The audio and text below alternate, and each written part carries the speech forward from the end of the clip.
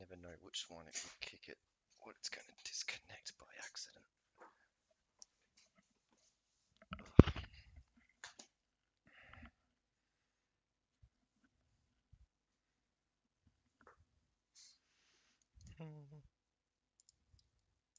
That was the wrong thing to press.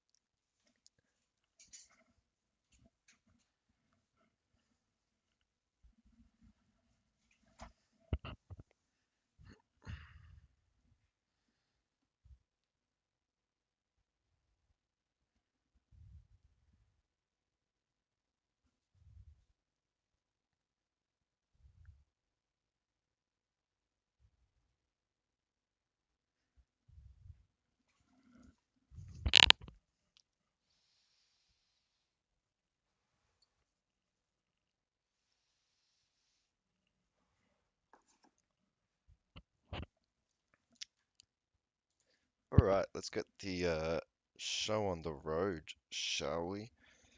So, a lot has happened in the world over the last, what, five-ish, four-ish days. Um, and naturally, a lot of it centers around America. But don't worry, we'll be covering some of Australia as well. So I'll just start by getting rid of this. So I wanted to first start with just a little bit of a good old lol. Um, I thought it was really funny what Trump had to say towards the ABC reporter earlier this week. You can set a nicer... When the UAE does a deal, what does it want in return? Quiet. Mr. President, what are you hearing about the Can we get operation? this back at the beginning of it? Let's get... Trump that a president in office should be engaged in so much business activity. Well, I'm really not. My kids are running the business. I'm here. You know what the activity... Where are you from? I'm from the Australian Broadcasting Corporation, Four Corners program. Well, the Australians, you're hurting Australia right... In my opinion, you are hurting Australia very much right now. And they want to get along with me. You know, your leader is coming over to see me very soon. I'm going to tell him about you. You set a very bad tone. Go ahead, John. You can set a nicer tone. The UAE does a deal, what does it want in return? You can set a nicer tone. Oh, God.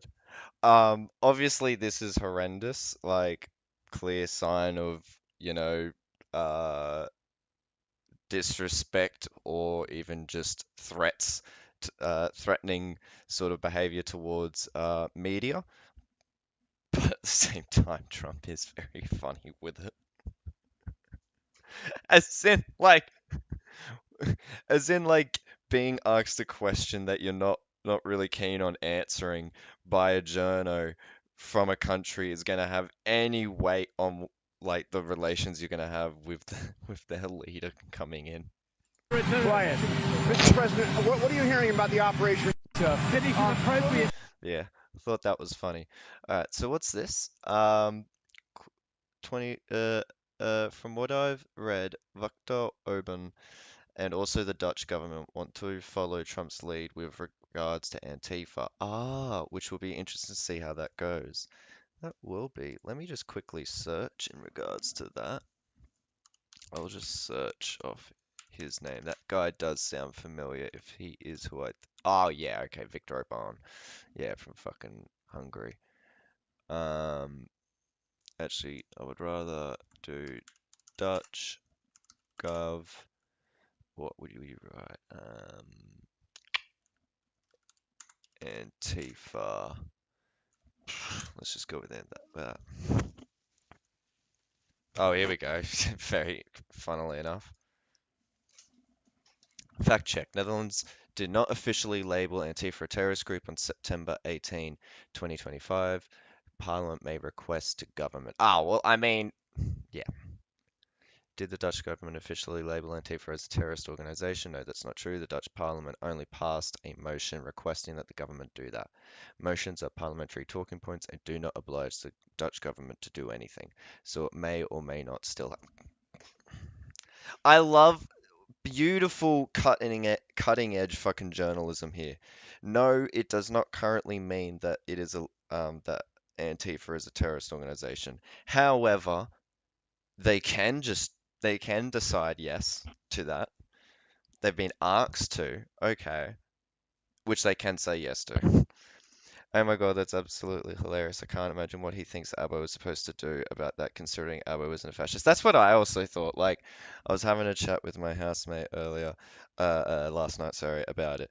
And I was like, well, at the end of the day, like, there's too much in between um, that journalist, despite working at the ABC, and fucking uh, uh, Albanese. I feel like it's a real sign of Trump, like, because his brain's just gone, like it's withered, and so I feel like he's just very much stuck in a certain like he can only comprehend certain things in certain ways, and one of it is like, well, this is my relationship with the media here. Surely it must be the same for Australia. Which, to be fair, I mean, it's not like we have much more media diversity or freedom here. Viktor Orban seems more set on it than the Dutch. Yeah, okay, let's have a look at Viktor Orban doing it.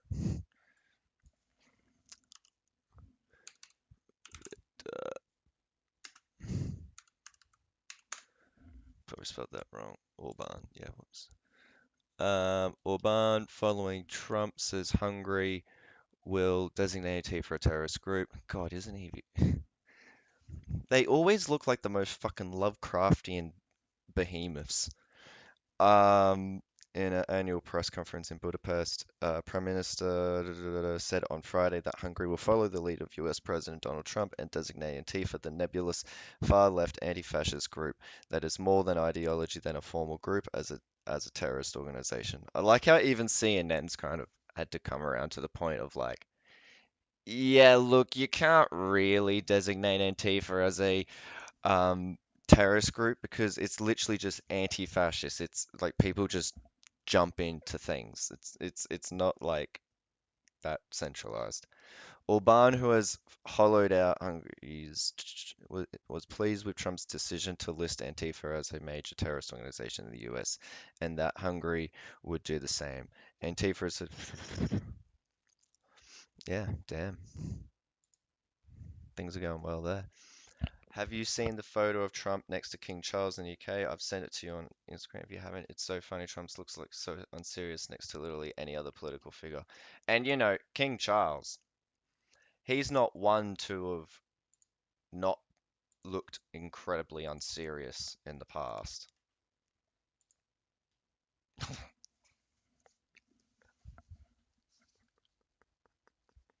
Hang on.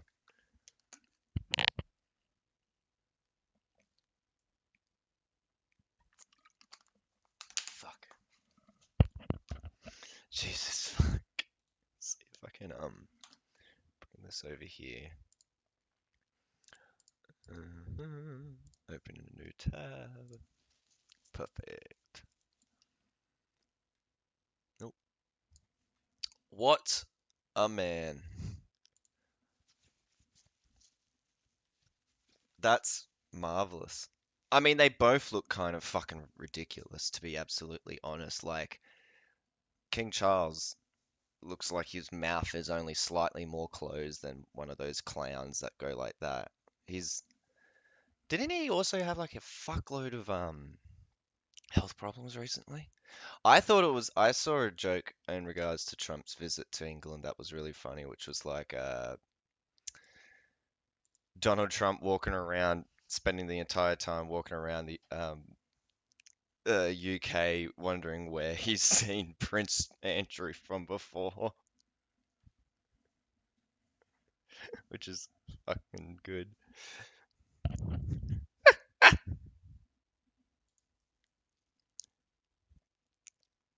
It possibly couldn't look more English and American respectively. It's yeah, true. Yeah. Oh, as I've always said in the past, um, Donald Trump is nothing if not the most American president. You got to give him credit for that. In that sense, he really is like what is the saying? The democratic will or whatever of the people. Like that's more what the fascists believe in is the will of the people. Obviously, there's a lot of dog whistles to it and whatnot, but nonetheless, like that's what it is right there.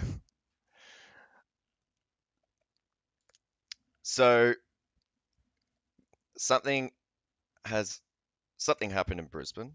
We may remember that there was an August 31st. I mean, we have them every year, except this August 31st, we had a bunch of fucking lunatics in Oz flags.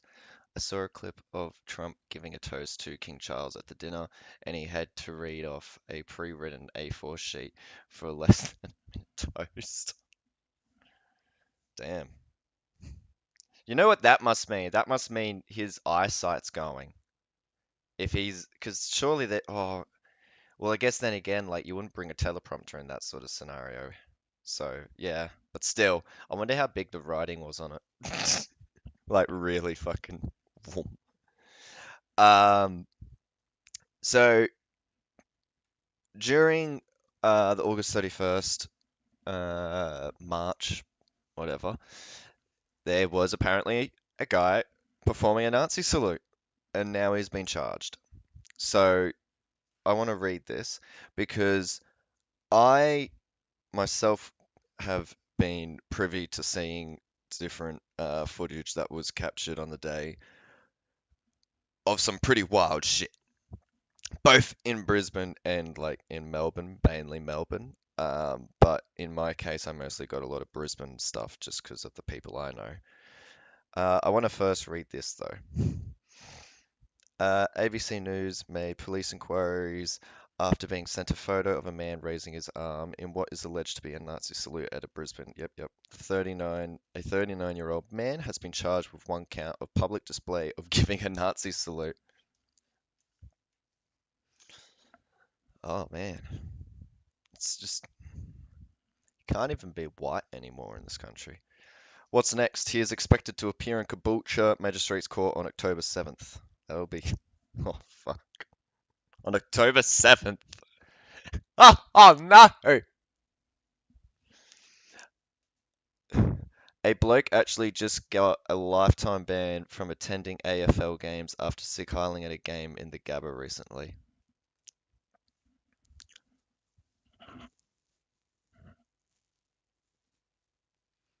A lifetime ban. Wow. AFL has apparently stronger standards than a lot of people.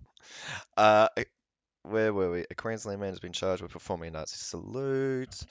The Crime Stoppers report an inquiry. ABC News made police inquiries after being sent the photo.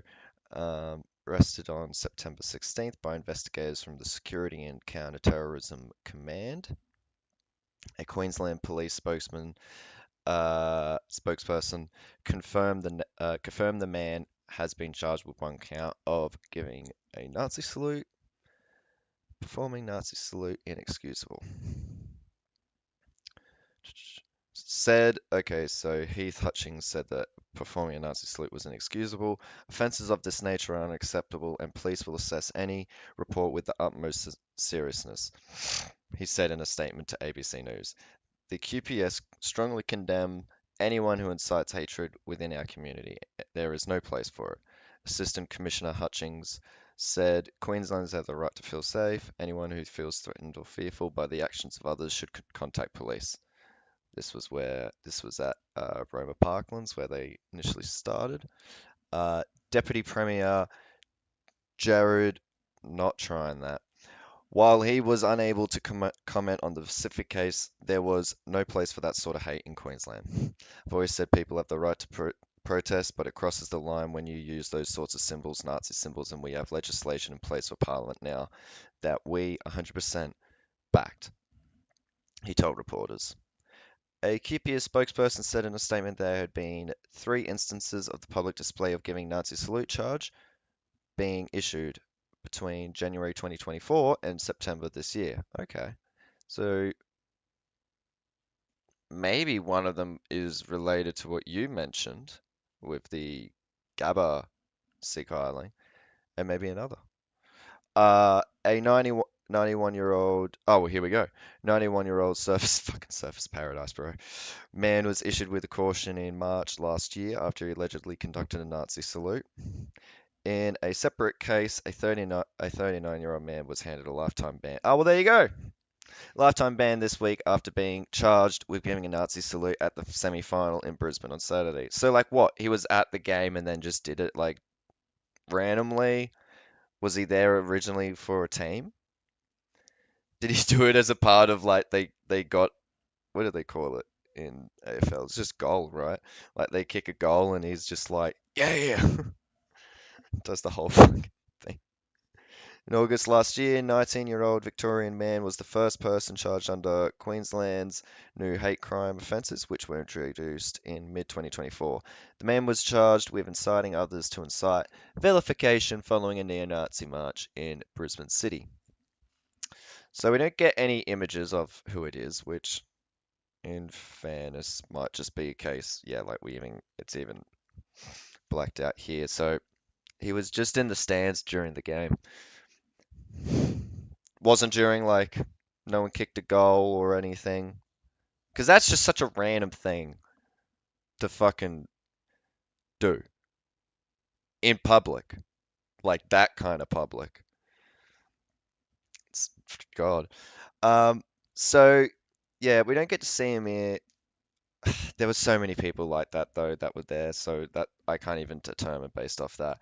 I did want to quickly show, though, because, like I said, I've been privy to some footage, and this footage has been shared around. It's not like, got to be careful with it. But even not just with Nazi salutes, the fascism and the Nazism was in the air that day. Because, like, here's just one thing I found, like, really quickly going back through some old footage, just after having seen the headline for that story. Let me make sure that's good. So, like, blah, blah, blah. We got there and there, and then we got a guy goose stepping. He's fucking goose stepping! Now, granted, he did get pushed back by police, but, and that was that guy.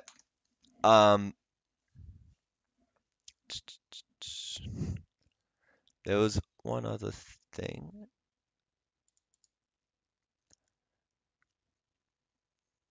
Please don't be too. These guys were busking in Queen Street, which is not that far away, and it's sort of like the main mall area in Brisbane. These guys were busking, completely uninvolved in anything, counter-protesting or whatever. And this is like, I don't know, half an hour later. Some of these fucking Oz cookers came by and started harassing them. Wait. So the 90-year-old bloke upsets me the most. I thought they grew up in a time when we were fighting the Nazis to keep us safe, supposedly, and they're supposed to know firsthand the evils of Nazism. By the way, the AFL guys saluted during the national anthem. Okay, okay. He got kicked out before the game even began. Yeah, I bet. He that would have been spotted fucking immediately, even if no one in the actual stands for some whatever reason spotted it. That would have been caught on a bloody camera so quickly. Um, why? I still don't get it. Just like why? Like that's just you're gonna get kicked out. Um, especially because like the thing I really don't get with the Nazi salute, right? Like even with like neo-Nazis doing it. Well, depending on what kind of neo-Nazi they are. So like most of them I really don't get it because it's a real it's more to do with the Hitler aspect and the Führer and whatnot. Um, like in the cases when these people are doing it, like it's more like Aussie pride or some shit, but it's like that's got nothing to do with it. I never understand that. But yeah, so um,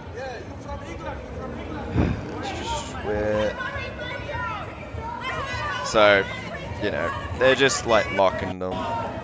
There was a point. Just want to. Oh yeah, this guy who was a counter protester from what I can tell was trying to um, get him to sort of back away. He was sort of one of the main ones aggroing.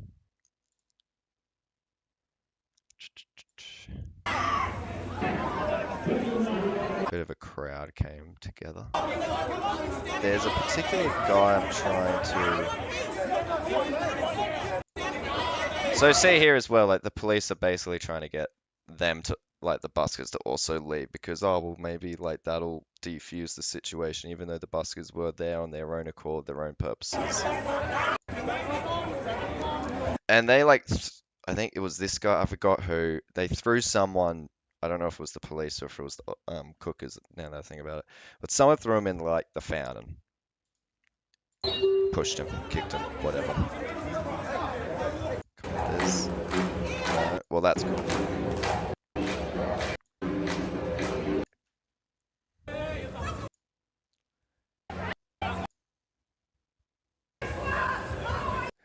Oh well. So, yeah, we had those things happen over the weekend. Well, over the weekend, over a while, I guess. I think, honestly, hang on, yeah, I think honestly, Australia, given like Australian society and whatnot, given what we've just witnessed, I guess, with the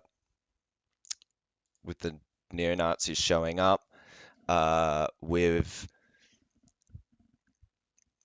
the attack on camp sovereignty, and just like the NSN in general, their actions in regards to camp sovereignty, their actions following camp sovereignty, and now they're looking at jail time. Uh, their presence in pretty well all of the cities, major cities that the events happened in. But then if you even put them out of the picture, you got to consider then also the people who went to the marches, the people who organized the marches, regardless of how direct their connections are. And some of them, they aren't that direct, to be fair. It's more of like the ideological overlap. And so we've got a bit of a we got as I've said before, we've got a bit of a MAGA, American inspired MAGA neo-Nazi fascist brewing in Australia. It's nowhere near as big as it is in America, and I don't think it's honestly gonna be. I don't think my honest opinion is I don't think it's going to be successful here. Not for any reason that any liberal would give, like, all right, institutions are um, too strong, or unlike it, like this is the big difference between us and America. Oh, well, we're technically a parliamentarian system, so we've got that. Well, actually, I will say for one thing, the parliamentarian system I do think will prevents this kind of thing from happening. Uh, our Nazis and fascists and racists don't gang up together so much because they tried doing that a little bit with the LNP the last federal election, but it ended up failing. And so uh, they've all kind of fractured themselves, which we're going to be having a look at a bit later. I don't think the far right has as much success in Australia. Maybe, maybe it will brew and grow to a point that, I'll look really silly in retrospect, and I don't know, I'll accept that as is and I'll readjust and go forward. But I don't think it's going to take off as well. I think, like as we're already saying, there's actually going to be some repercussions.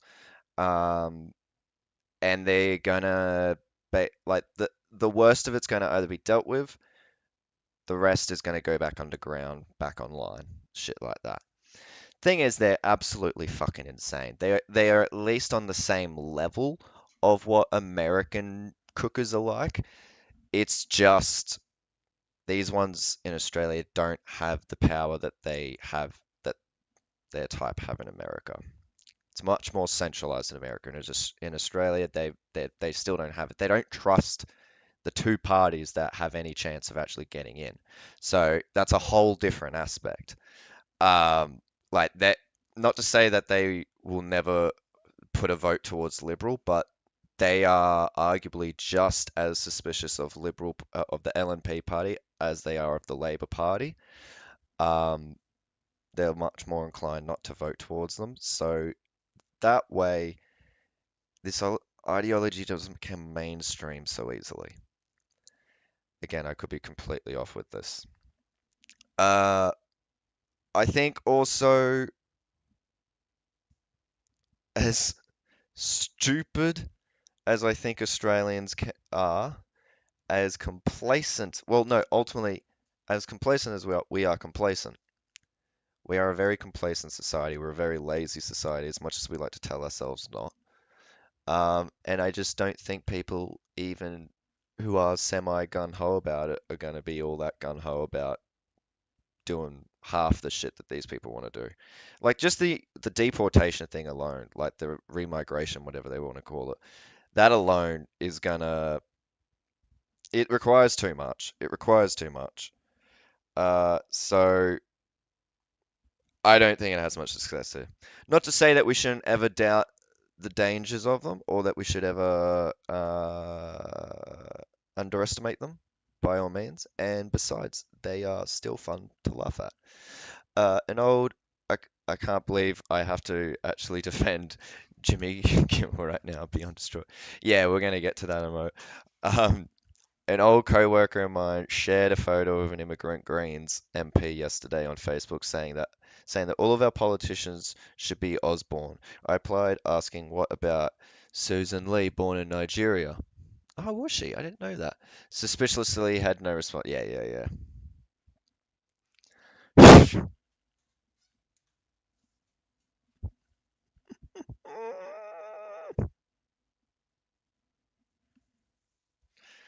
Uh, like I don't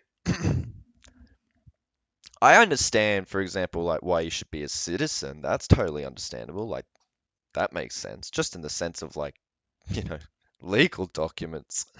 Um, I actually really do not care. Like maybe like, oh yeah, by the time you make it to citizen, and let's just say for argument's sake, that's 5 years. All right, cool. You can run for whatever it is. You're not going to be the leader of the country anyway, because you would need to make it through, the ladder. I'm gonna quickly have a snack.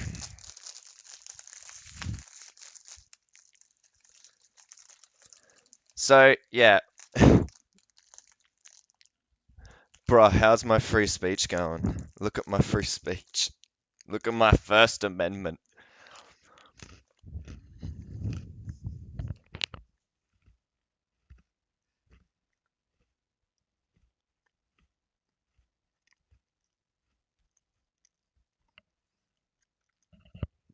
Also, they have to renounce all other citizenships to be an MP. They they're not even a dual citizenship. Yep, true. But you know what's also funny? So many of them forget to do that, and then that's why, like every I don't know 5 years or whatever, we have a big dual citizenship scandal. Several politicians have had to resign. Yeah, yeah, yeah, exactly. And it's funny because a lot of them have turned out being conservatives. Oops. Um, so yeah, Jimmy Kimmel, free speech warrior as we know him as, super, super edgy, loves his dark humor, banned because he he said some real fucked shit about Charlie Kirk, man. Oh God, it was horrible. It was absolutely horrible. We got to hear it. We got to hear it though, just for the record. This kid who murdered Charlie Kirk is anything other than one of them and doing everything they can Hang on, to score. we got to start this again so that we get it from the right. Desperately trying to characterize this kid who murdered Charlie Kirk as anything other than one of them and doing everything they can to score political points from it. In between the finger pointing, there was grieving. On Friday, the White House flew the flags at half-staff, which got some criticism. But on a human level, you can see how hard the president is taking this. My condolences on the loss of your friend Charlie Kirk. May I ask, sir, personally, how are you holding up over the last day and a half, sir? I think very good. And by the way, right there, you see all the trucks? They've just started construction. I love this. I love this. I love that Trump doesn't give a shit. Of the new ballroom for the White House, which is something they've been trying to get, as you know, for about 150 years. And it's going to be a beauty. Yes.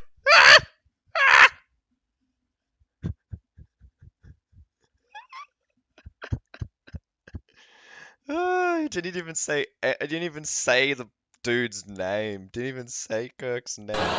He's at the fourth stage of grief: construction, demolition, construction. That's all right. This is not how an adult grieves the murder of somebody he called a horrendous, friend. This sorry. is how a 4-year-old mourns a goldfish. MAGA gang desperately trying to characterize this kid who murdered Charlie. So, horrendous. Absolutely horrific. Can't believe he would say that. So as we know, yeah, he got kicked off because, what was it, the FCC chair dude in a podcast fucking said how he was thinking about investigating Jimmy Kimmel for what he had said, and so the executives or whatever at ABC heard that, saw that, and were like, all right, we'll just do it preemptively so we don't have to run into any trouble.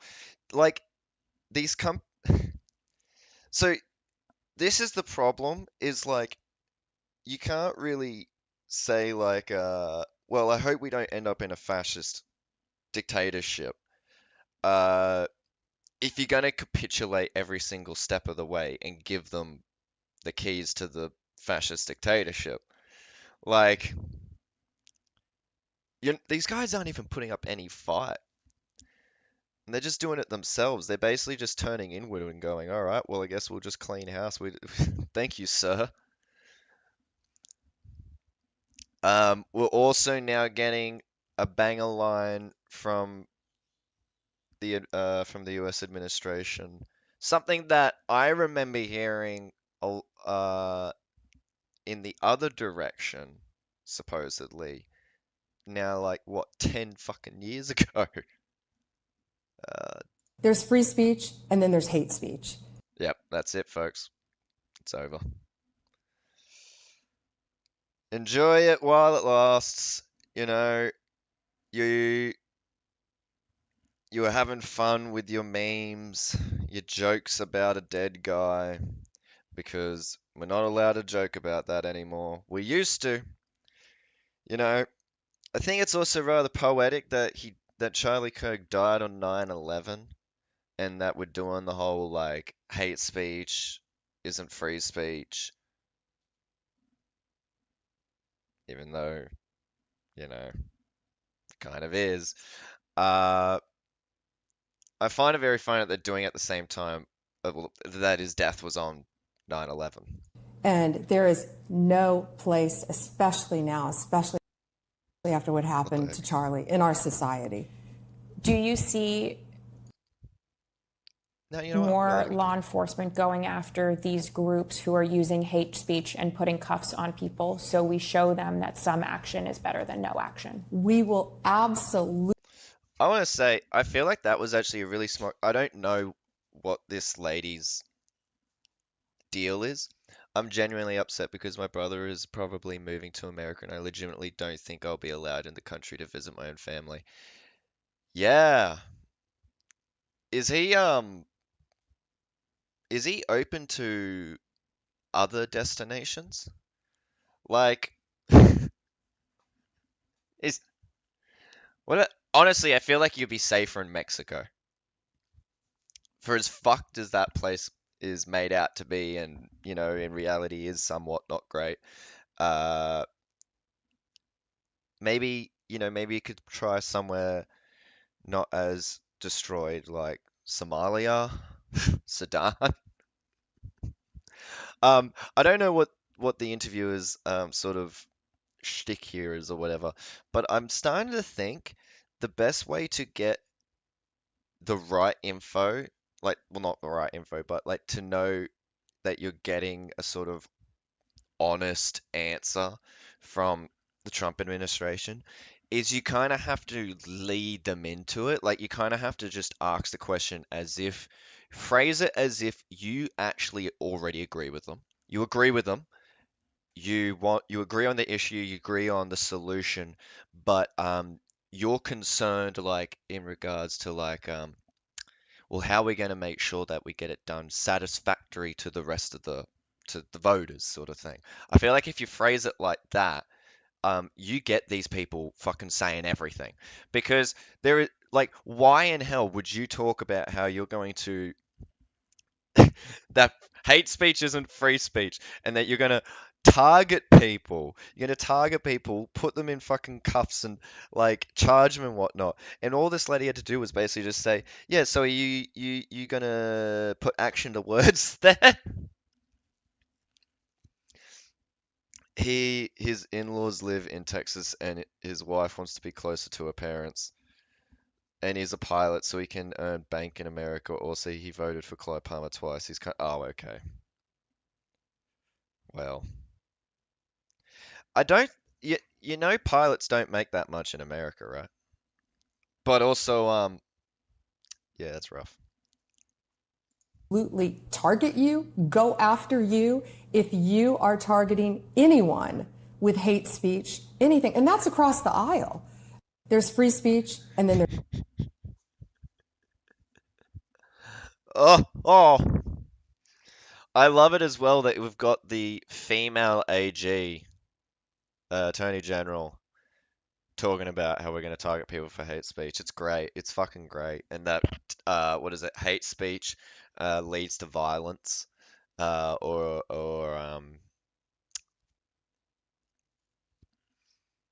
is it call to violence? Whatever. Also, the funny thing is with this is like, as morbid as this may sound, you can't really threaten violence at Charlie Kirk. He's already dead. But Tyler Robertson sort of sorted that deal out. So I don't know how, like, even the worst, most, like, even I would go, oh God, that is fucked in the head kind of celebration of Charlie Kirk. It's not a death threat or whatever because he's already dead. But that's the thing, I guess, is the reason why why, one, they're trying to make Charlie Kirk out to be a moderate, even though he's not, and even though they never talk about what he actually said. They try and make out that his biggest deal was in regards to spreading amongst working with like young people and spreading the word fucking Jesus Christ and whatnot. And so that way, I think that's why they're trying to really turn into like, he's the poster boy child. We all see a little bit of us in him and him in us, whatever. Therefore, any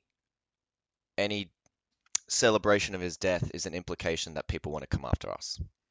That's basically the logic that's happening here. It's all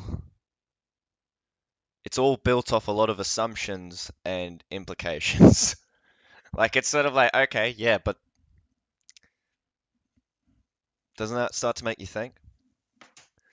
But don't worry. That was America, obviously. But don't worry, it's not just in America. As Clawpungus pointed out, we in Hungary and fucking the Netherlands, they're considering shit like that. Here, South Australia police investigating social media posts allegedly made by employee celebrating death of Charlie Kirk. Now, to be fair, yeah, an employee. So to be fair, like someone who is a cop, I'll be honest, I doubt that. I mean, for all I know, he was more into the fact that Charlie Kirk just died, less so about like he was a right-wing political activist, as it says here. Which, Jesus Christ, what a bastardization of the term activist. In a brief statement, South Australia Police said it was aware of the social media post. They are now subject to an investigation under the Police Complaints Disciplinary Act. No further comment will be made. The employee's Facebook post about Kirk's death was still live this morning. In response to questions from the ABC, the employee defended their actions, saying they had reposted existing online stories and did not make statements. Other than clearly not mourning this individual, I have barely responded to the hate. That's pretty upfront. Transport Minister so-and-so said there was nothing to celebrate about a man being murdered in cold blood. I don't understand how anyone can celebrate that kind of violence, he said. This isn't about left or right. This is about a man who got assassinated for speaking. Oh, God. Our systems are better than that, and we should deplore that kind of violence. He said he had complete faith in the SA Police Commissioner Grant Stevens and South Australia Police to deal with the investigation. And then when Kirk died. You know what I think is kind of crazy with this is like this is really showing. Hang on one sec. Yeah, this is really showing how much we are a part of the empire. I feel like. Because there is no way that this shit is happening in like China.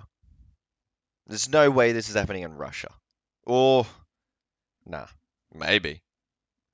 But it's just insane.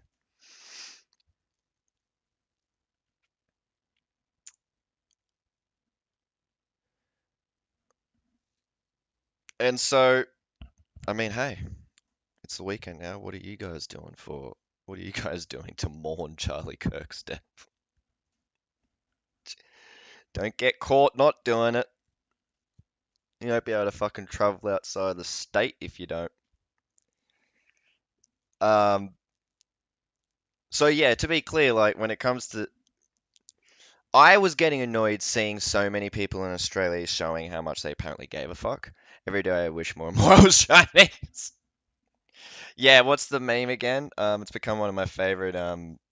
Do nothing. Step one, do nothing. Step two, win, or whatever it is. Uh,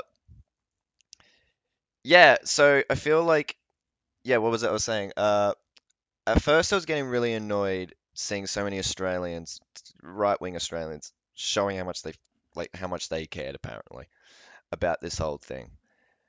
Then what annoyed me and what we're going to look at next is seeing all the libs in Australia, and I mean like liberal libs. Yeah, like not LNP, just liberal.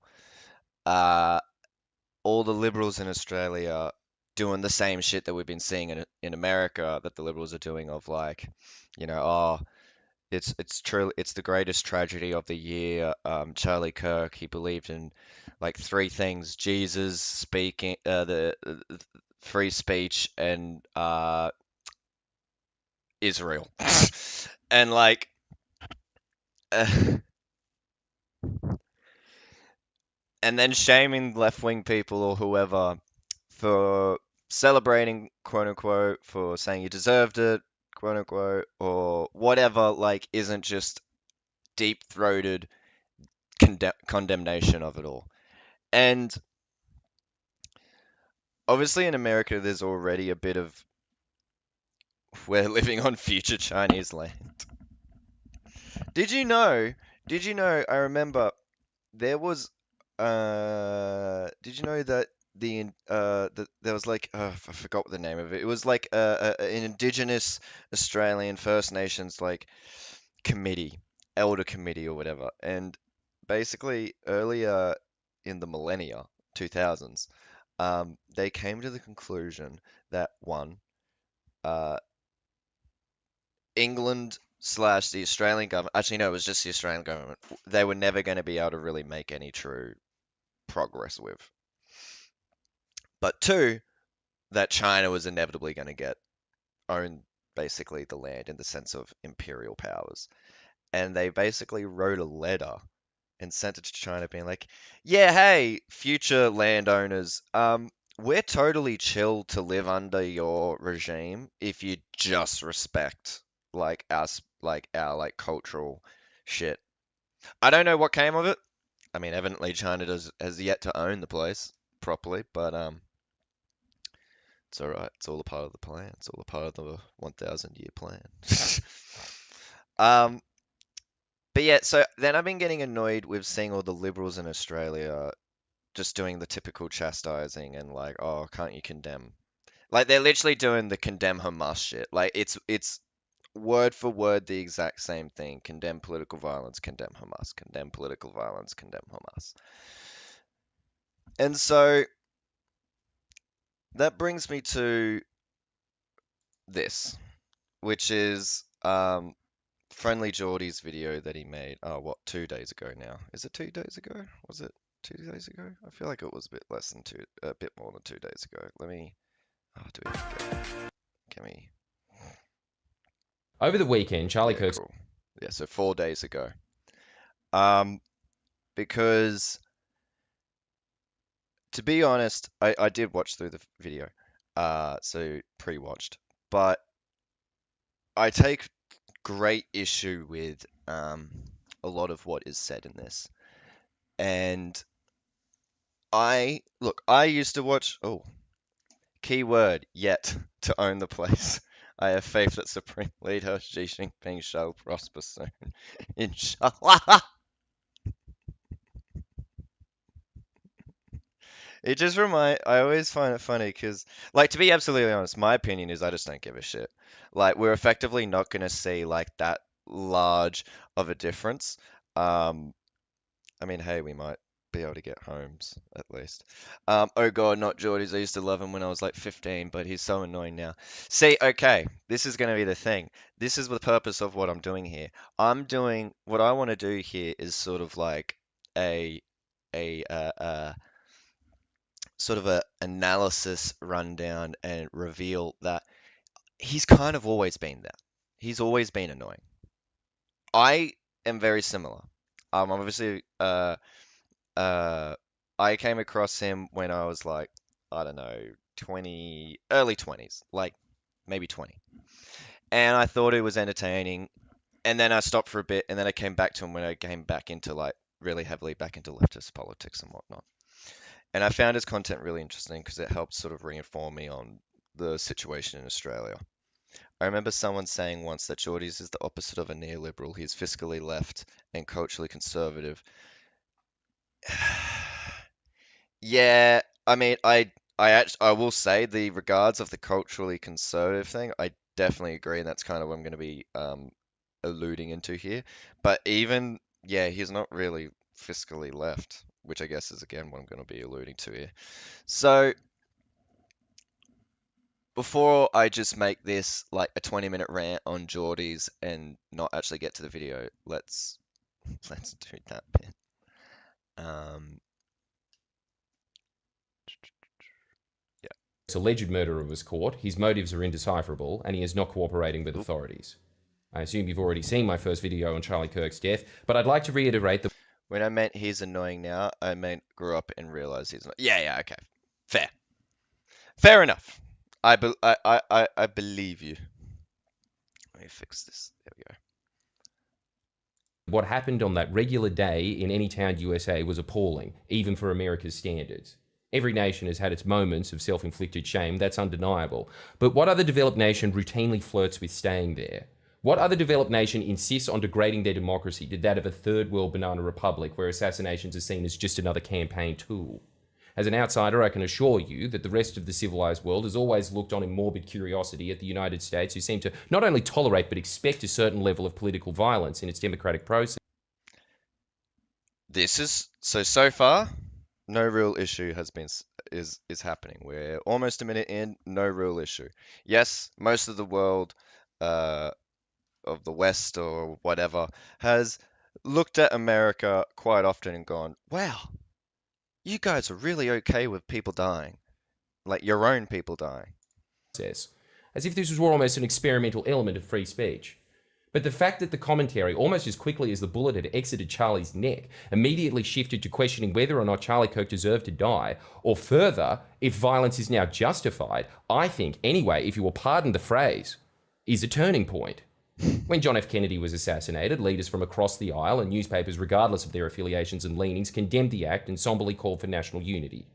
Not that this was needed, as the citizenry itself, bar the far-off minuscule fringes, were already in mourning. There wasn't an air of partisanship about it because they were civically minded enough to know that they weren't just mourning a national tragedy, they were mourning an attack on the presidency itself, an attack on...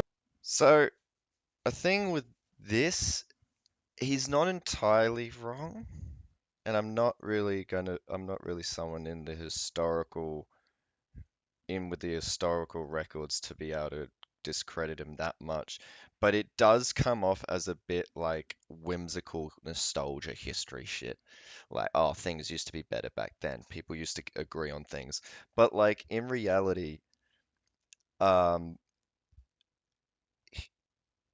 it was a time of a lot of political shit, like the whole Soviet Union, like when it comes to political violence, there's kind of a lot of it.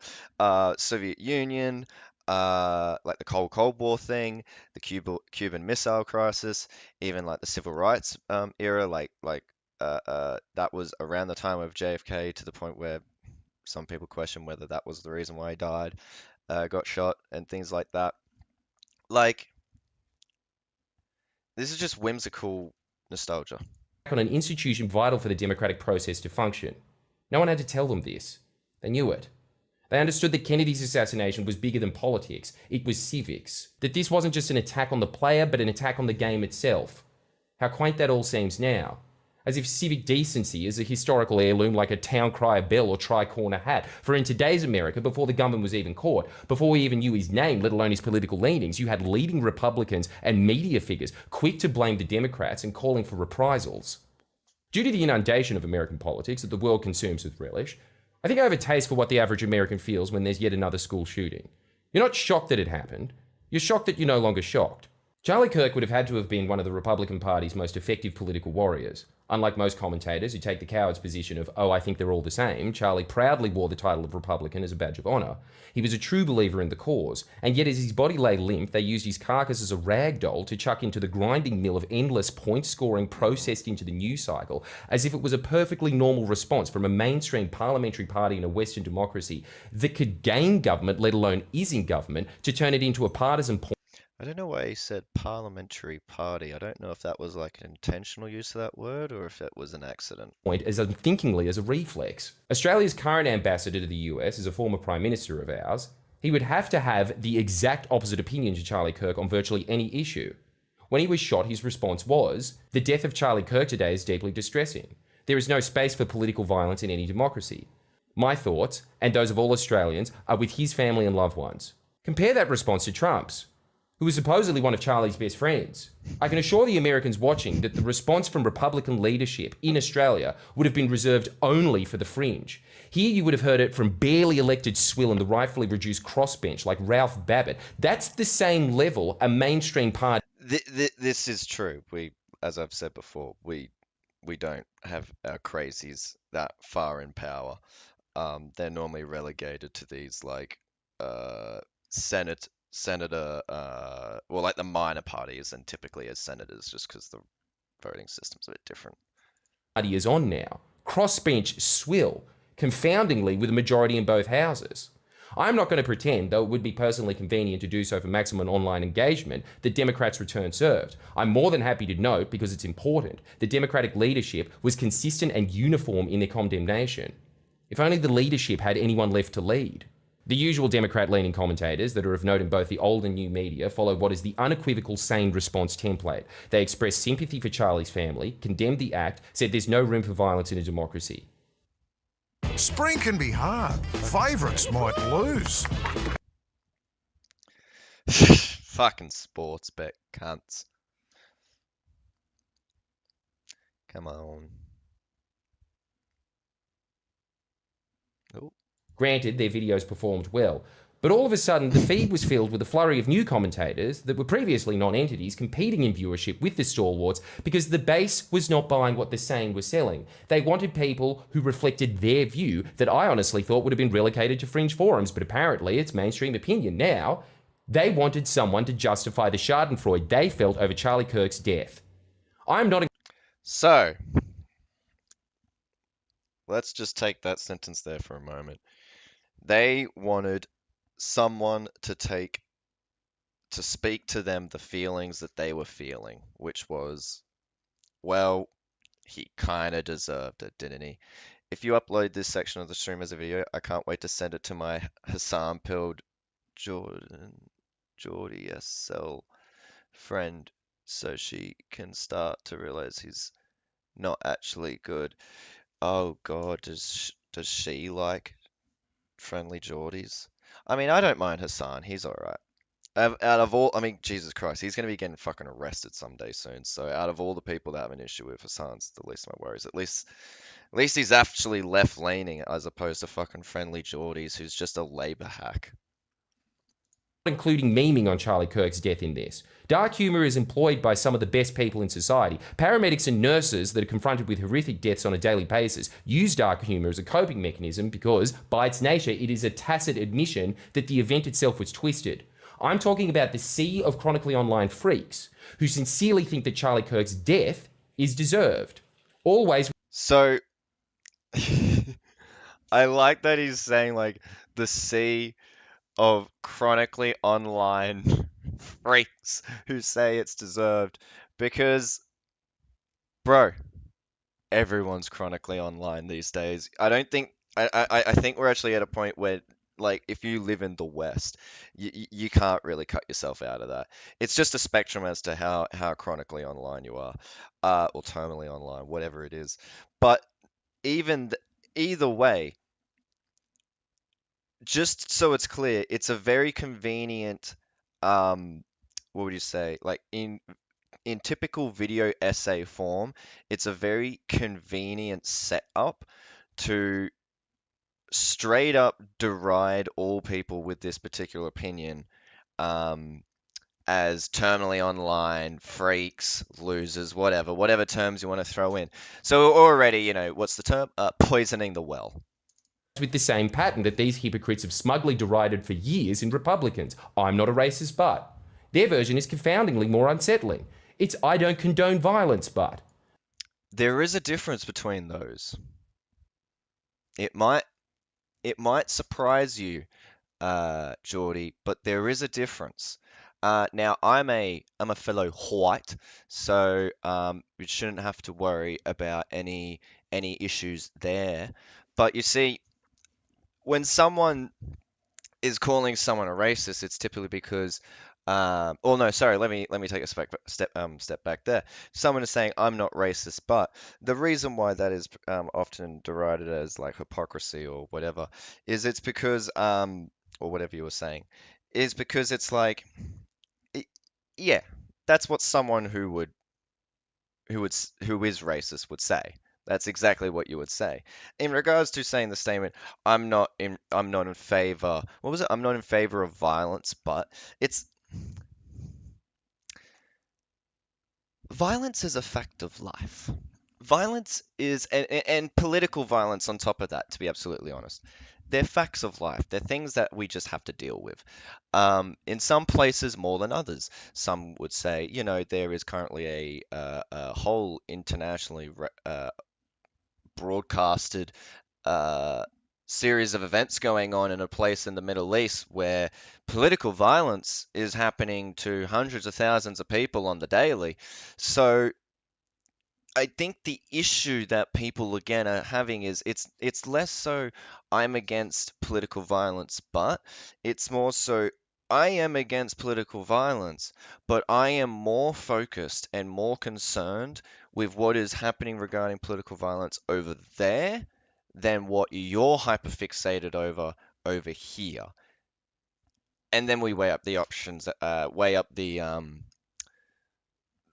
justifications.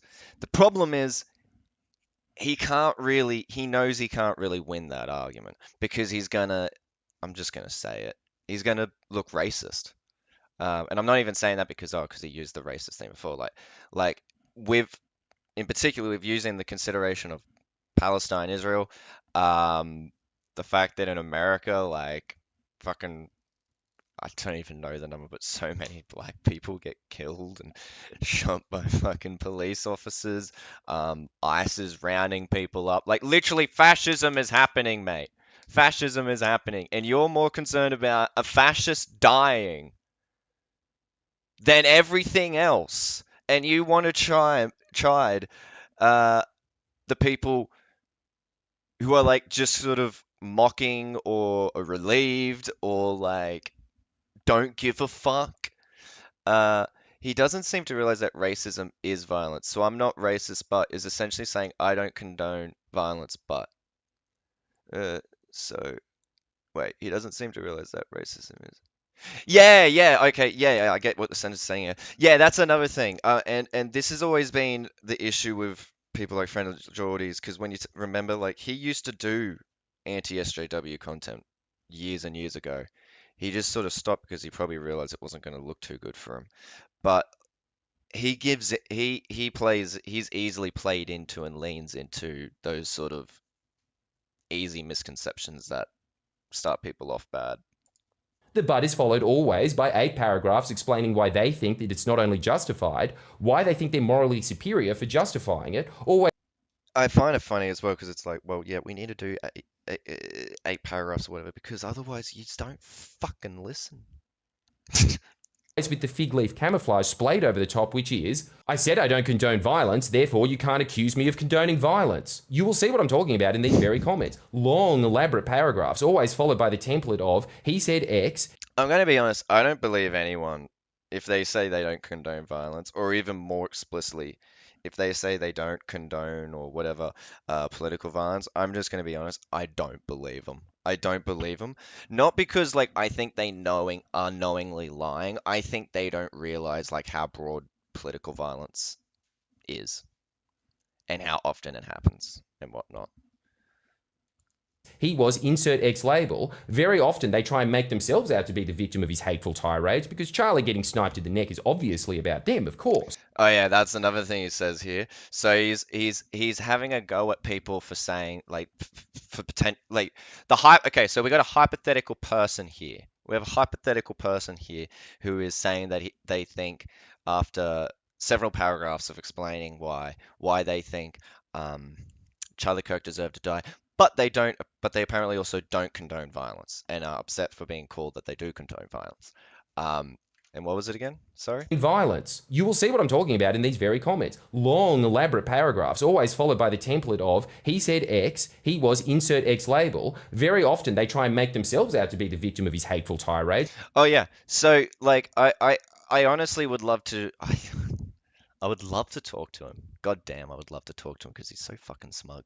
But I would love to say to him, so okay, Charlie. Okay, Geordie. Imagine you're able to go to America and you're actually having this conversation with a person, like this is a real conversation that you're having with a person, not just someone that you saw online, or not someone that you witnessed this conversation happening between two different people in the comment section, and you're kind of now personifying it or whatever. It's a black woman, and she's saying she kind of just doesn't give a fuck because of all the things going on in her life. I can't be bothered explaining it. Are you going to tell her off for that? And also, she makes it out as if she kind of makes it out as if she was personally victimized by things that he said. Are you going to really tell her otherwise? Are you really going to do it? And if you're going to do it, how surprised would you feel if she smacked your face? Because, like, this sounds extremely racist and transphobic, homophobic, like everything. I don't know if Geordie realized how much he's revealing of himself, that he kind of just doesn't give a fuck about, like, marginalized people. Because, like, we know about the connections that Charlie Kirk has had, or more so, like, the influence he has had on shooters. It's because Charlie getting sniped in the neck is obviously about them, of course. Some of them are so noble, in fact, that they don't even have these opinions for themselves. They have it on behalf of ex-aggrieved minority that Charlie killed with his Instagram reels. They might have... Again, I actually don't think this is even a real conversation that he's, like, observed or whatever, or had. I just... Yeah. Even chucked in, insert X country has political killings all the time, and yet you never talk about that. In fact, even caring about this... But it is relevant. Like, it's not even... Sorry, let me rephrase. It's not even it's not so much like, oh, this country did this country did that, or has that amount of deaths or whatever. It's like the reasons why these things happen. This is the Chronically Online's favourite dismissal, some sort of right-wing grift. Awful lot of words to say, I condone political violence. On that last point, the reason Charlie's death is significant and not in country X is that the United States is not country X. It is supposedly the leader of the free world, and... Oh, thank you, mate. Thank you. I appreciate that.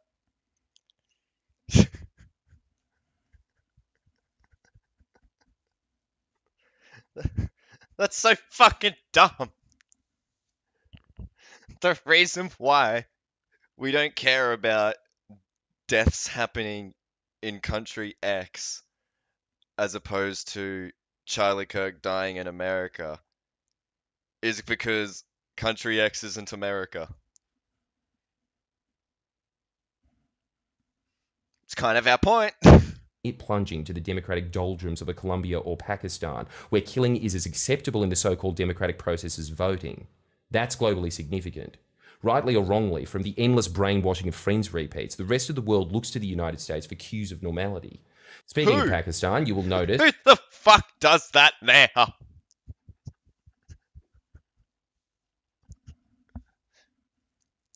The political and religious assassinations there are like the democracy sausage in Australia. It's part of the process. You'll know... Let's get that bit again. Sorry. Rightly or wrongly, from the endless brainwashing of Friends repeats, the rest of the world looks to the United States for cues of normality. Speaking of Pakistan, you will notice that political and religious assassinations there are like the democracy sausage in Australia. It's part of the process. You'll notice that every single time a mufti's killed, it follows a very similar line of reasoning to those justifying Charlie's death. This mufti said X. He was insert X label. If anything, my sect of Islam is the real victim.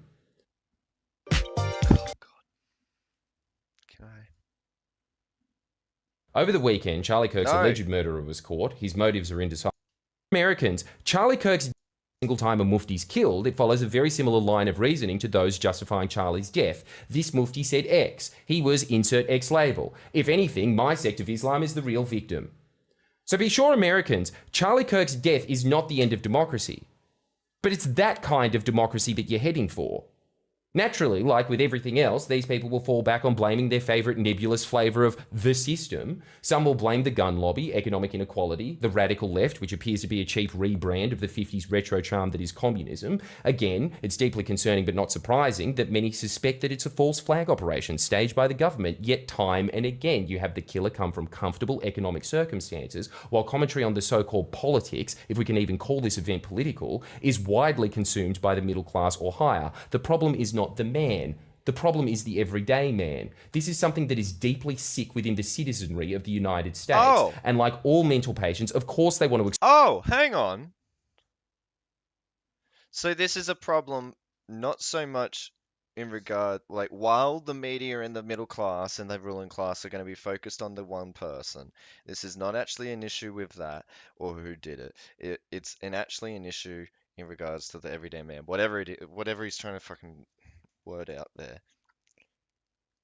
If it's me, it's starting to sound a bit like he's getting at the point of, yeah, why does anyone give a fuck about any of this? Externalize the blame into some invisible enemy that only they can see. Many will claim that the man was quite literally the man, rationalizing their schadenfreude by saying that this is the society that Charlie Kirk wanted.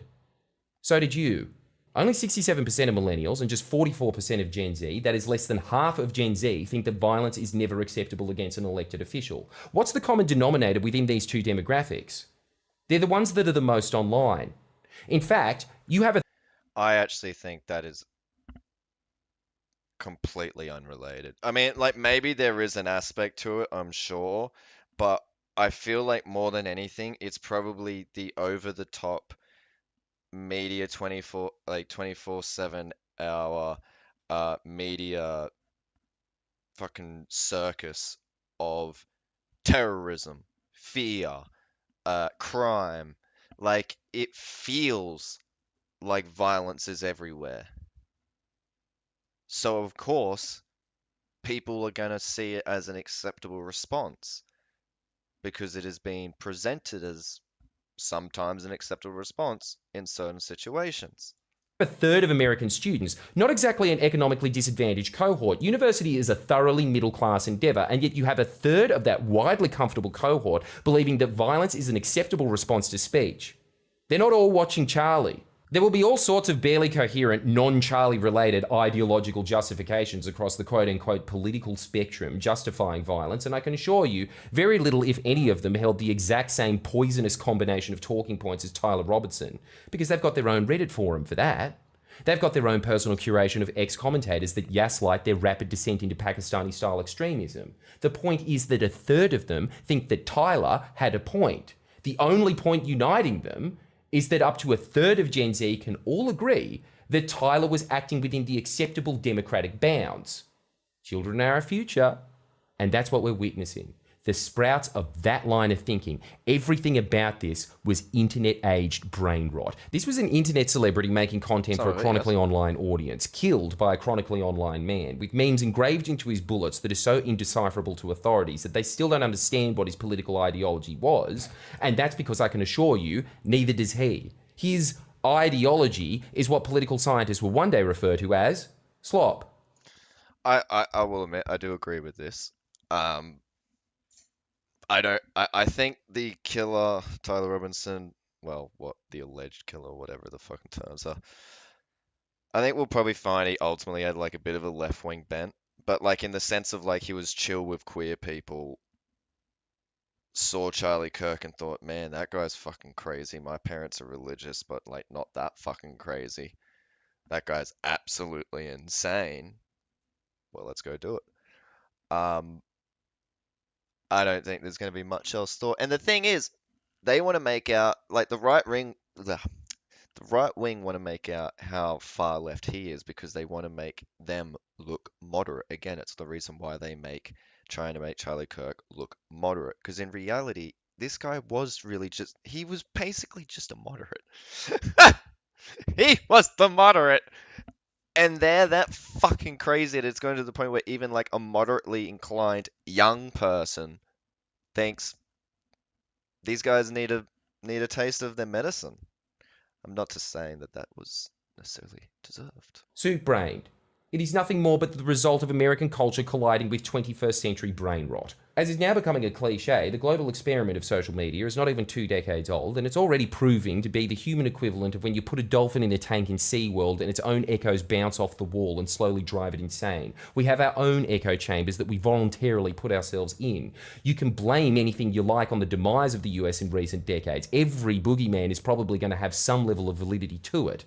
But that My opinion on Tyler is similar to my opinion on Luigi. I think they aren't hardline left or right. They just have one specific issue that made them very angry enough to do something extreme. Yeah, basically. Yeah, 100%. Like, and to be fair, that not to do like nostalgia history shit here, but like Geordie's did, but that was kind of how it used to be. People used to just be more hung up on like a particular issue. Otherwise, they just didn't really have the time for it, so they just sort of had a standardized opinion. Um, like, I mean, what's his name? Fucking the Unabomber, you know, it was mainly just about like go back to monkey. But yeah, no, I agree. I think like with Luigi, I think he just straight up both because of the back thing and whatever, seeing other people, you know, he went to uni, didn't he? Anyways, he just was like, this is so fucked up, and that was it for Tyler Robinson. The problem is, I think they're gonna find something, for example, as simple as like his um girlfriend, right? Trans girlfriend, roommate, whatever. Um, I mean, we already know that, but like, in a sense, like, yeah, okay, he had a trans roommate girlfriend. I guess that influenced his willingness to go shoot Charlie Kirk. Like, he definitely liked queer people more than Charlie Kirk, but does that mean that he's radicalized by fucking trans ideology? That's the problem. Is it's so crazy. mindset right there. Charlie had it coming. That's going to be the nail in the coffin. We're drawing this tomorrow. That's right, 8:30 p.m. Over the weekend, Charlie Kirk is, but I was the target of a foul commission for more violence, which of course is live. He's been elevated from commentator to martyr. Let's go back even further. As is now becoming a cliche, the global experiment of social media is not even 2 decades old, and it's already proving to be the human equivalent of when you put a dolphin in a tank in SeaWorld and its own echoes bounce off the wall and slowly drive it insane. We have our own echo chambers that we voluntarily put ourselves in. You can blame anything you like on the demise of the US in recent decades. Every boogeyman is probably going to have some level of validity to it. But that mindset right there, Charlie had it coming. That's going to be the nail in the coffin. It won't have the effect that they think it'll have either, as has already happened. He's become far more influential than he ever was alive. He's been elevated from commentator to martyr. What did you think was going to happen? Is that mission accomplished, is it, Tyler? This is being seen as permission for more violence, which of course is going to be condoned and draw sympathy from, as potentially half of his generation thinks Tyler has a point. I know this is of no concession. In fact, it might even come off as gloating, and perhaps it is. But I was the target of a failed assassination attempt. That's right. Oh my God, he does this. He then goes on about how he was the target of an assassination attempt. I mean, I remember that there was shit about this back then. There was something legit to it. Ironically, though, Luigi seemed to unite conservatives and progressives to agree with his position, whereas Tyler seems to have united progressives and conservatives against himself. It's really odd. Yeah, I mean, to be clear though, it's not like so much united progressives and conservatives. It's more like liberals and conservatives, but nonetheless, yes. What always made me feel like Australia is a good place is the fact that even my political enemies, and I can assure you I have many, they came out and publicly declared, even if it was for internet clout, that it was unacceptable, regardless of how self-serving. Another indicator that Geordie's is a bit more of a hack than like an actual like genuine leftist. If you're a leftist, you realize like what people say publicly doesn't really mean shit. And click-hungry the performance still had to be performed to an audience that believed that political violence cannot ever be justified. It cannot be rationalized. Yes, we have violent political outbursts every now and then. Every country does. But it will find no safe harbor here. It is a line in the sand that the general public will not cross. What's startling is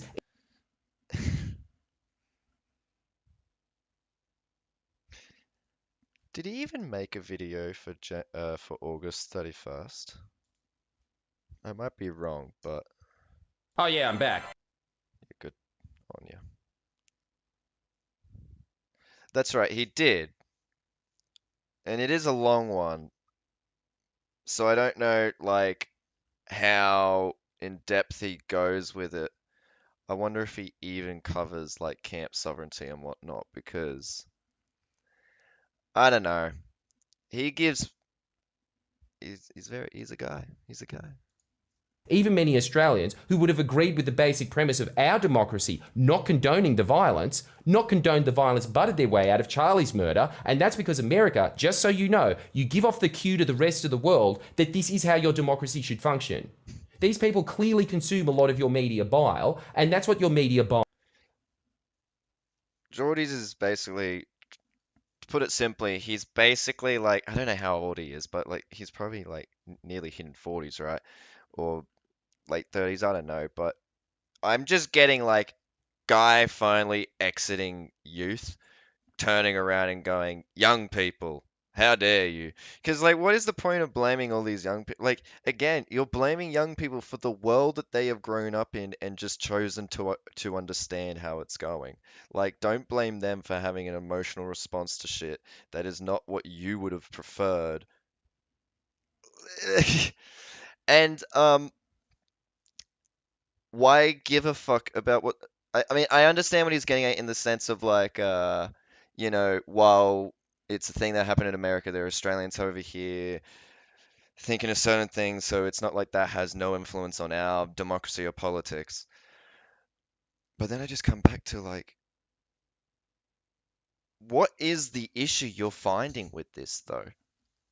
What is the issue that you're ultimately finding? Because we had political violence happen here in Australia as well. Granted, nowhere near to the extent as it does in America, but like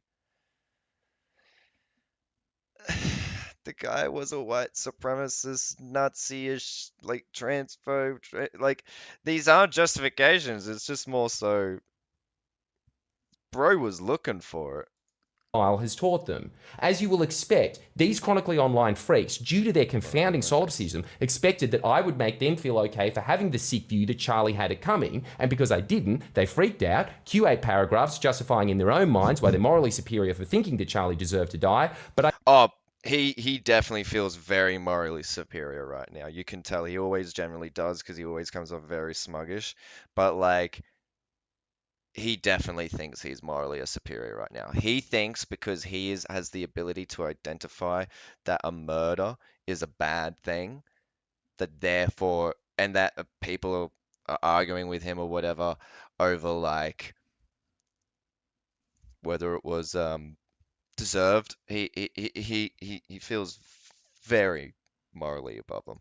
I said, I don't condone violence, so I'm right in both ways at once, unsubscribed. If only that were true. I know that they're basically a heroin addict for Twitter. They will be. Okay, alright. Now he's just like, perp. This is pretty defensive shit, bro. This is sad. It's just so obviously defensive. Oh yeah, that's right, Kevin 20. He was such a fucking what was it? What is it? Labor hack. What is this? I just want to see this image. Make Dutton opposition leader again. And it's not actually a hat. It's, oh no, it is. Is it?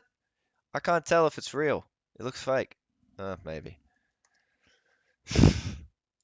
What a guy. I'm gonna pause that. I'm gonna take a brief sec to go to the toilet and do things.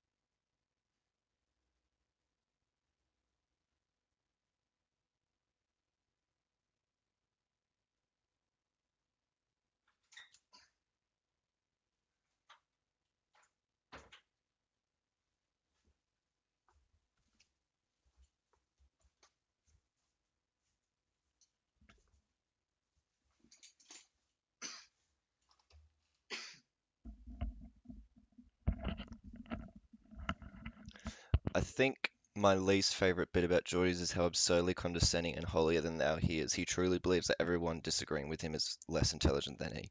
Yeah, like exactly. I think like in a way that's kind of what I was trying to get at before with like trust me, he thinks he is morally superior or whatever than than everyone else. He the problem like I started to notice this issue even when I was watching videos of him that I was agreeing with his point. Like the content of what he was saying, I was agreeing with. But the way in which he illustrated it was so condescending that I was thinking, man, if I didn't know any better, this would make me want to be a conservative.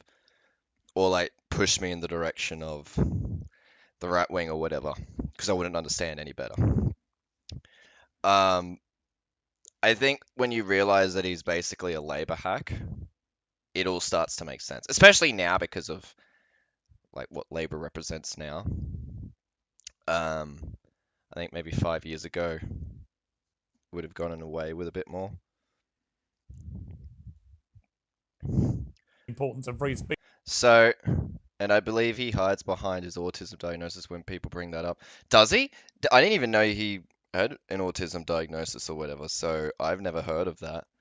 So, but it wouldn't surprise me. He does strike me as someone who would very quickly, like, jump from it all.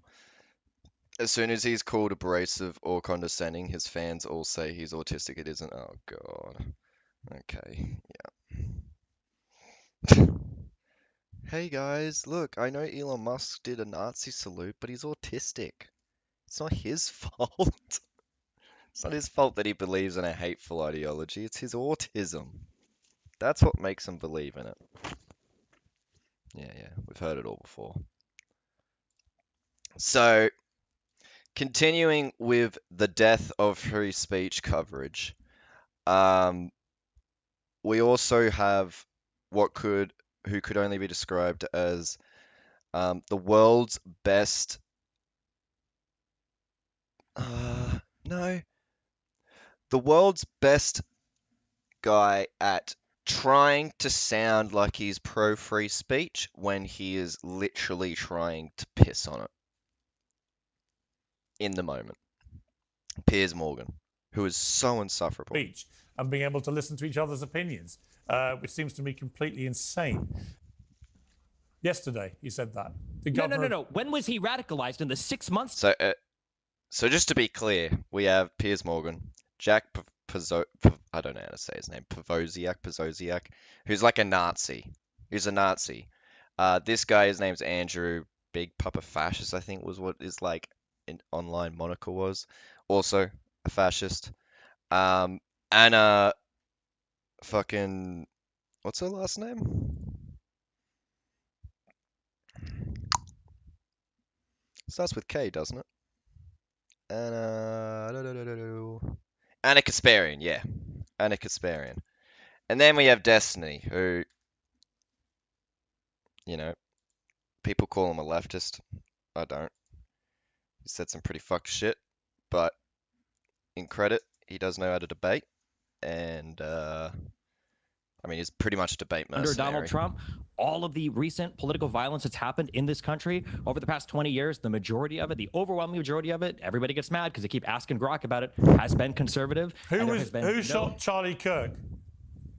A guy from Utah who was raised in a Christian family, who was a 22-year-old white dude. described. He wasn't Destiny. trans. He No, didn't have Destiny. a trans girlfriend. He didn't have any trans Right. influences. He didn't have any trans bullets. Yeah, I'm sorry, you guys were wrong on all.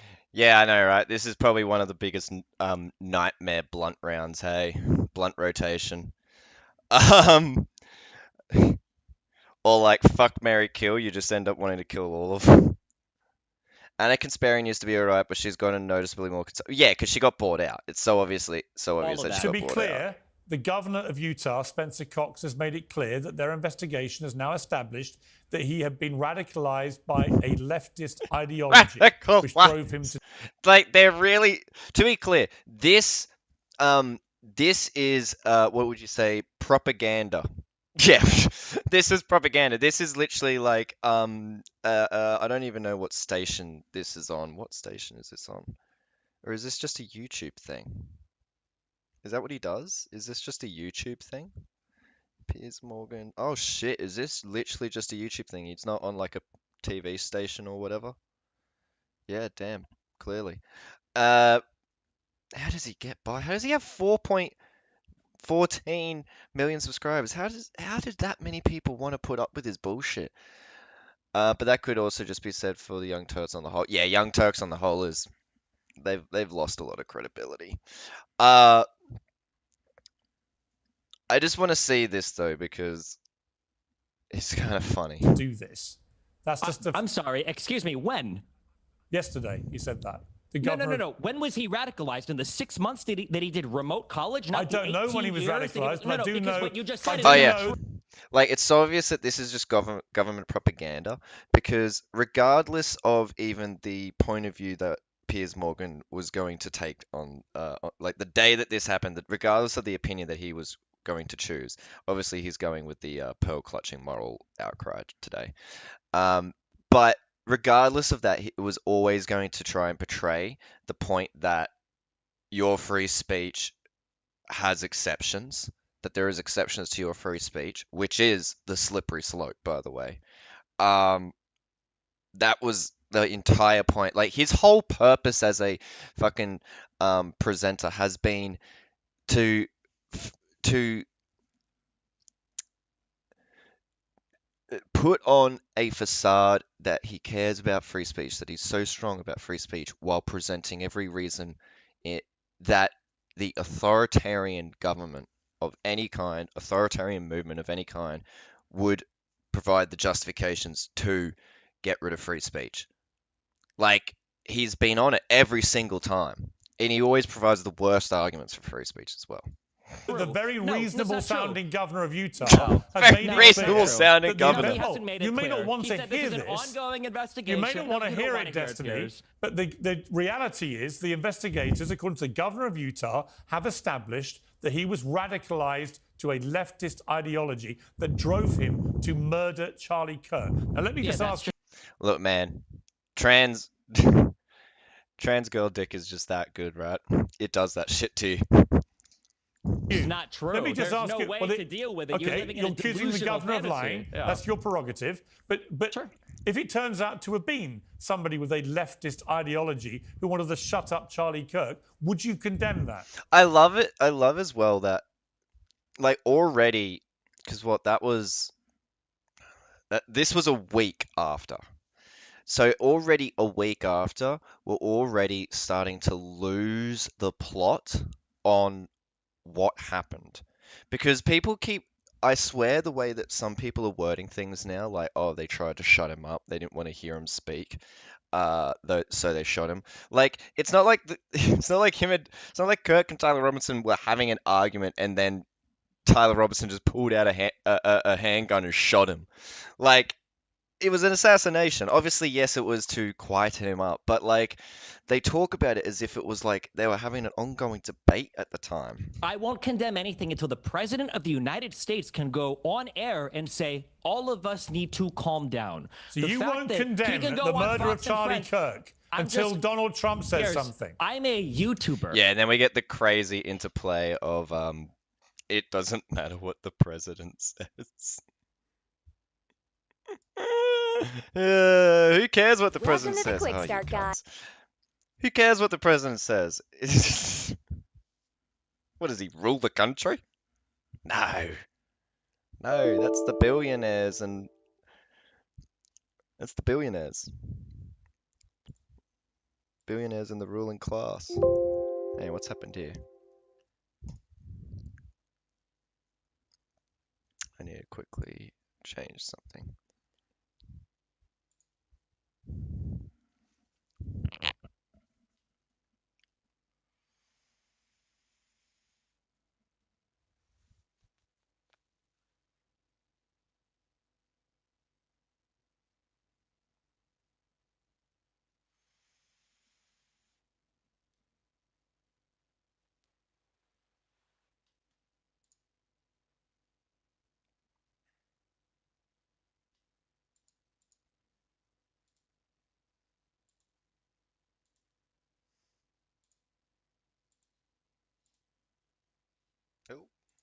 That could have gone by it. Okay.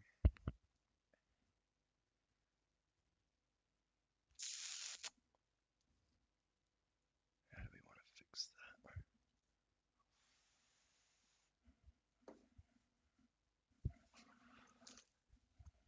I'll have to just screen capture. Give me 1 sec.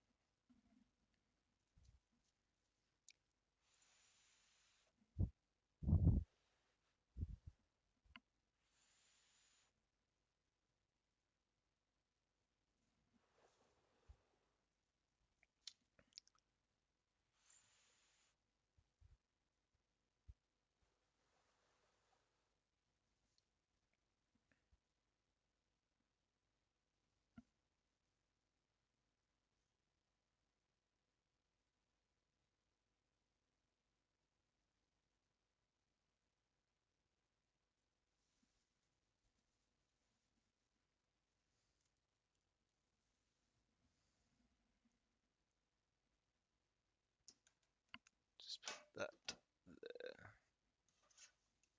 Okay, that's out.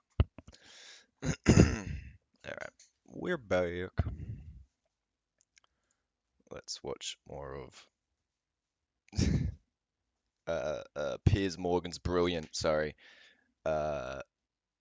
reporter skills and interviewing skills.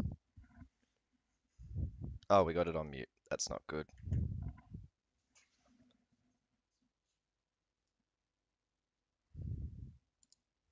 We all need to turn it down. Fine. Like Biden could, like Obama could, Fine. like the Clintons could, like Kamala could. Why Fine. not? Why can't you condemn the murder of See, Charlie it's Kirk? unbelievable. I'm not the president Why of the United can't States. you can't answer that condemn question. the It's murder of Charlie Kirk? Unbelievable to me. Why can't you condemn the murder of Charlie Kirk? Because it wasn't my side that caused it. It should Yes, be the it one that was. is driving up It the actually rhetoric. was your side that caused true. it. This It was an your 18 side. This guy was raised in a white He Christian was a household, radicalized in a Christian leftist state. idea. I heard it. Okay. On the previous weekend when I was at the rallies, I heard a statement by a First Nations fellow that I've been thinking about for a long time for a week. Which was left and right is a colonialist paradigm, or a colonialist invention, something like that. And at first, my inclination was to say, well, I get what you're getting at, but at the same time, like there is this left and right. And I'm starting to think now what he was really getting at is this sides aspect to it. This sides aspect. Like, people just can't get out of that. People can't get it out of their head. The idea that there does come a point where it doesn't matter what side you're on. It doesn't matter in the sense of there isn't actually a thing. He wasn't radicalized by leftism at all. You have no proof of that whatsoever. That's what Just the like investigators the one that killed are Melissa saying. Was a conservative, just like the people that firebombed Shapiro's house was a conservative, just like all the J6ers were conservative, just like the Proud Boys were conservative. Yeah, let's ignore all of the instances of conservatives attacking people. It's so frustrating that Destiny has to be presented here, is the one being presented here as the fucking lefty. Every single one of these people. Oh, it's Jack Brzovic. What, the author of Unhuman? Another person that Charlie supported? Good one, dude. Well, I'll give you one last chance, Destiny, to condemn the murder of Charlie Kirk. Yes, you are acting like an unhuman. Why can't I hear Donald Trump condemn violence? I agree. I've been trying to get my friends to stop using the words left and right so much because there are so many different aspects of one's belief that you cannot reduce it to left and right. Well, there's that, but also, see, the thing is, as well, there are so many opinions that a person can hold, But at the same time, especially with like the movements like the MAGA movement, they try and very stringently and authoritarianly section out, like, okay, if you are in on this issue, you're in. If you're out on this issue, you're out. And then certain ones, they allow for a certain amount of diversity.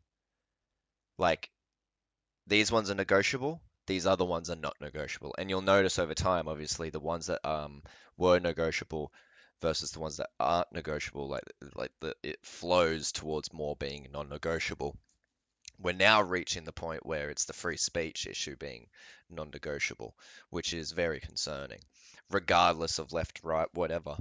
But then you also like you get people then, regardless of even like the slight little differences of opinion, they'll just vote on like on a block, and that's where you get the sayings of like the right wing, what was it? The right wing. The right wing will be in line, the left wing want to be in love. I forgot how it was, but basically like the right wing will always show up. They will always put aside their disagreements, because at the end of the day they know that they have the things that they at least agree on will fuck over the left / everyone else enough. I also, my main issue with it is that people now identify as a leftist and no more, without realizing that includes everything from Bernie Sanders to Leon Trotsky to that name. I don't know how to really say that. Oh, Buchanan. Yes, I will say though, I don't have as much of an issue with that. I do get where you're getting at there, because like you know, you would want people to. I think the issue is to be leftist, whatever you are on that. From the beginning to the end, it requires work. And it's work that you can do at your own time, do at your own pace.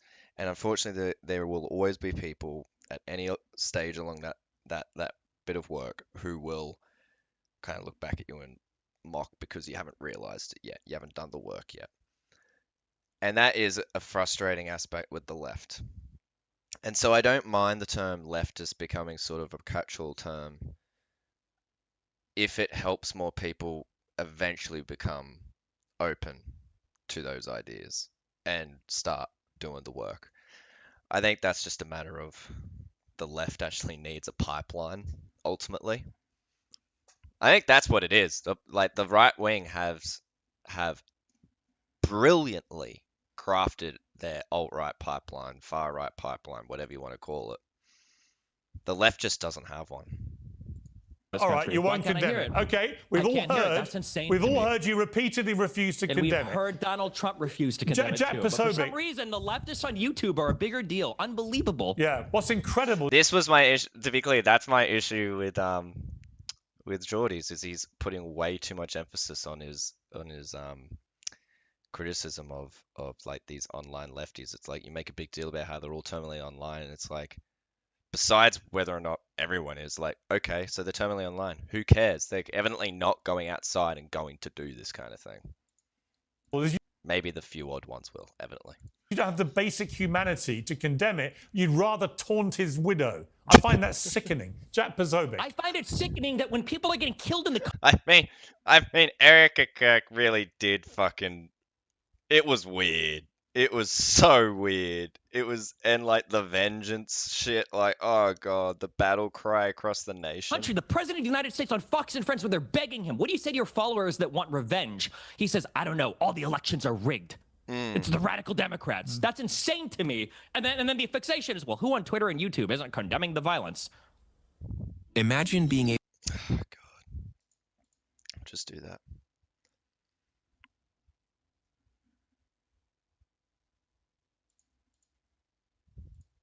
All right, Jack Posobiec. You have a great example here of the type of cancer I'm talking about, where when you present direct information, they refuse, they obfuscate, they refute, they say it's not true, they lie. You could see from the bullet casings, you could see from posting. Just to be clear, Jack Posobiec, I can't say his name. Posobiec. I can't, like, I hear it. I hear them say it. It's just I can't do it. I can't do it with my mouth. He's a Nazi. Piers Morgan it's not even like, oh, platforming Nazi. Like, straight up, he is a part of the intended propaganda here. Things you could see from everything out there that, it's very clear what happened here. This is the same people who supported President Trump almost getting assassinated twice last year, Corey Capatore being assassinated. Which was done by 2 Republicans, conservatives, et cetera. But apparently now it's far left. Who isn't far left at this point? Why conservatives? In a situation, again, see, just lies. That's all they do. They talk over. They don't even let you give a chance to speak.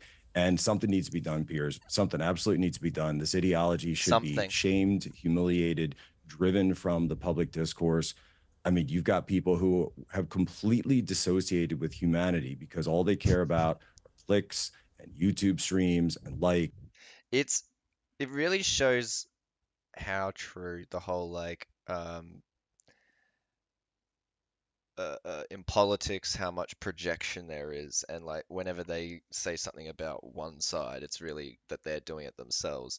Because like, I would say like they're the ones who have disassociated because they seem to just live in their own fantasy world where like the death of this one white guy is a really big deal above all other deaths that would have happened that day. There was a school shooting that happened like minutes afterwards.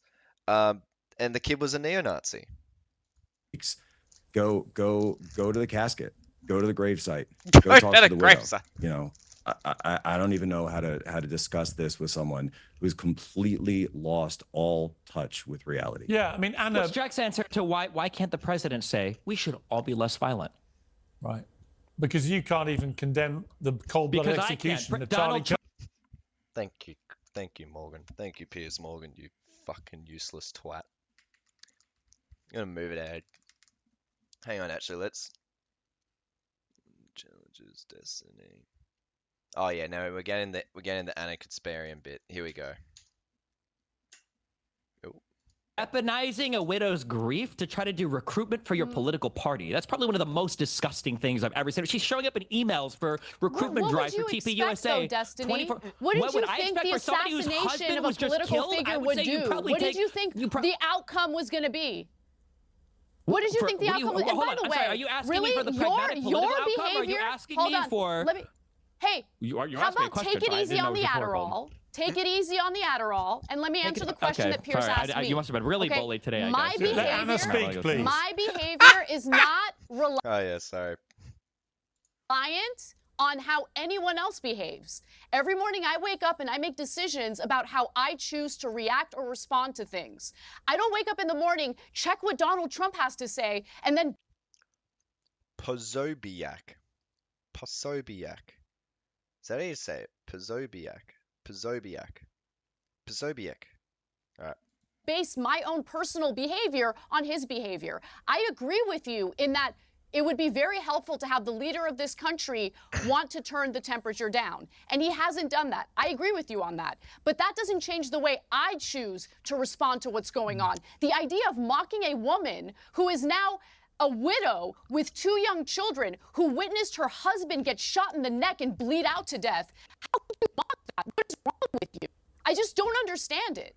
That's it. I don't understand it. I don't understand you, Destiny. You have so much hatred in your heart, and at the same time, you judge others if you're going to weaponize somebody's grief.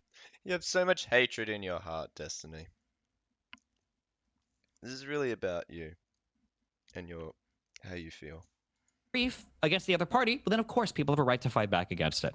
I think that she has every right to grieve in whatever way she wants, but when that grief is going to be weaponized to do recruitment, political recruitment, and further radicalization of the other side, then of course you not only have the ability to mock it, I think you have the obligation to mock it. It's insane. Let me understand. Let me understand your argument. So since others are using her grief to politically recruit, you think that it's okay to mock her specifically? Straight up not even engaging with what he's saying. God damn. Since others are using her grief, she's the one who gave a 17-minute speech on TV where she talked about good versus evil. She's the one showing up in TPUSA ads to 1 or 2 days after. If someone assassinated my husband, I would not be able to have the level of composure she had during that speech. bruh. One white guy got shot, and all of the white women wives are coming out in fucking riot gear. I would be out for blood. I understand Jesus! why she's angry and why she said the things that she said. Okay, you need to understand what being a human is, what it's like to actually lose someone that you love, that you chose to spend your life with, that you chose to raise children with. Is that the justification for like a civil war though? Is that how it works? A person who was violently and viciously assassinated like that.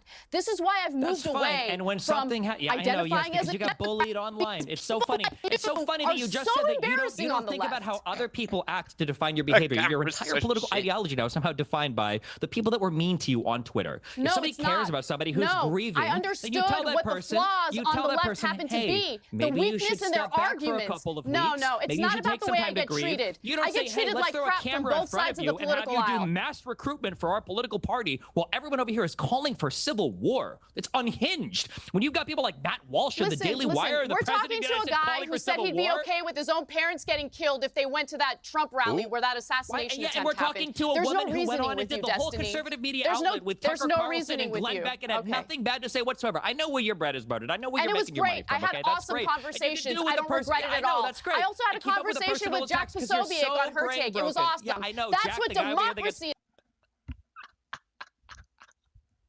Man, we're so cooked. Like, I know that we're not in America, but like, you know, we're a part of the empire. And like, if this is the way that people are thinking going ahead, like, I'm really happy I went on the podcast with the neo-Nazi and didn't talk about anything that we apparently disagree on.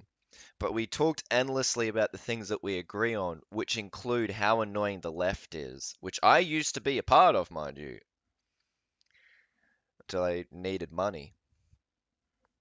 But that's not the same thing. How could that be seen that way? What the fuck? is about by having Russia an that exchange lies of about every other thing ideas. that comes out of his Yeah. mouth. Yeah, All right, great. let me That's a bring good in. one. Let me Very bring I don't in. agree with him on everything, but at Still least we to can this have day, dialogue. Anna, No one Anna, on you're here can completely call right, by the way. dialogue. Anna is Right now. completely Charlie, right. didn't it? And the irony of Thanks, Charlie Kirk Piers. is that he led the way in going in to debate with people who hated him, and he would No, try and he have didn't. respectful Charlie Kirk dialogue. beat up well, on. So dumb. Good job, Anna. So fucking right. You're so right, girl. You tell it to him, sister. It's annoying because, like, I hate all these people. All 5 of them, mind you. I mean, I don't know if I'd say I hate them. I think, actually, no, okay. Honestly, I only really hate Piers Morgan. Piers Morgan I do hate because I've seen his face for, like, what year? 10, 11 years. He hasn't honestly changed. I don't actually think he has aged.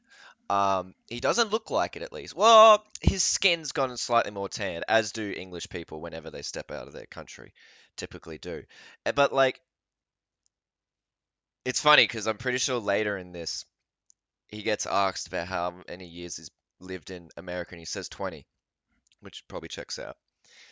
And it's like, yeah, his career started in England, obviously, because he's English, but people couldn't fucking be like, didn't no one wanted to watch him because they hated him so much because he was so insufferable. So he had to go to America, where at least he got the handicap of having a British accent and being in a country of absolute idiots. And then like we've he's been fucking doing this for now more than 20 years, and he hasn't changed. Nothing he says is any different. It's all just, again, I go back to, like, he claims to be all about free speech, but he denigrates it so often. And I'm a big free speech guy. College students. Unlike That's all you, he Destiny. did. Let's be Let Oh me real. bring yeah, the idea that fucking Charlie Kirk pioneered some new style or like market of fucking debate is absolutely. I have words I just can't say. It's just he debated college students so he could get clicks, so he could get good clickbait videos, not clickbait, sorry, soundbite videos to put up online and propagandize. Andrew Wilson in. So do you. Let me bring in Andrew Wilson. So do you. You beat up on college students. You go on a college tour. You're Charlie going on a Kirk is college trying to tour hold right higher now level to debates beat and up you guys on kill college students. Stay ahead of the game with Better. Mind you, Destiny debates anyone, which is half, like, for good and for worse. He will debate anyone, so that doesn't really count. Charlie Kirk almost exclusively debated, like, people who didn't know how to debate because they were students, or, what was I going to say, or people like Hassan and, like, you know, high, what's the term, like, higher caliber, I don't fucking know, higher tier, leftists, or whatever, and just, problem was, he wasn't even a good debater, he was manipulative as fuck. Destiny, that's what you're doing right this second, is going on a college tour to go beat up on college students. By the way, can I just ask Again, he's a Nazi, this guy. you a question? I don't yes exclusively or no? beat up on college. Can you actually answer? Can you actually answer? Hang on, calm down. I just got one question. I got one question for you, and I want you to actually answer it. Are you glad Charlie Kirk is dead? No, I don't think anybody in this country should be. Thank you, Andrew. I can see why you didn't take off that far.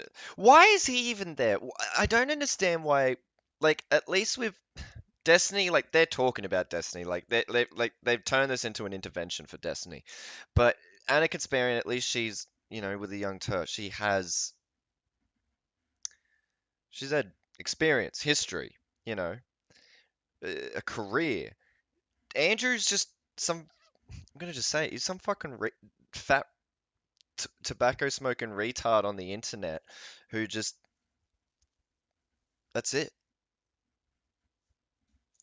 Be dying to political violence. It's insane. The past 5 years in this country has been crazy. But the reality is, until conservatives, so then why did you say to your co-host that Trump deserved a bullet? Why did you tell him that?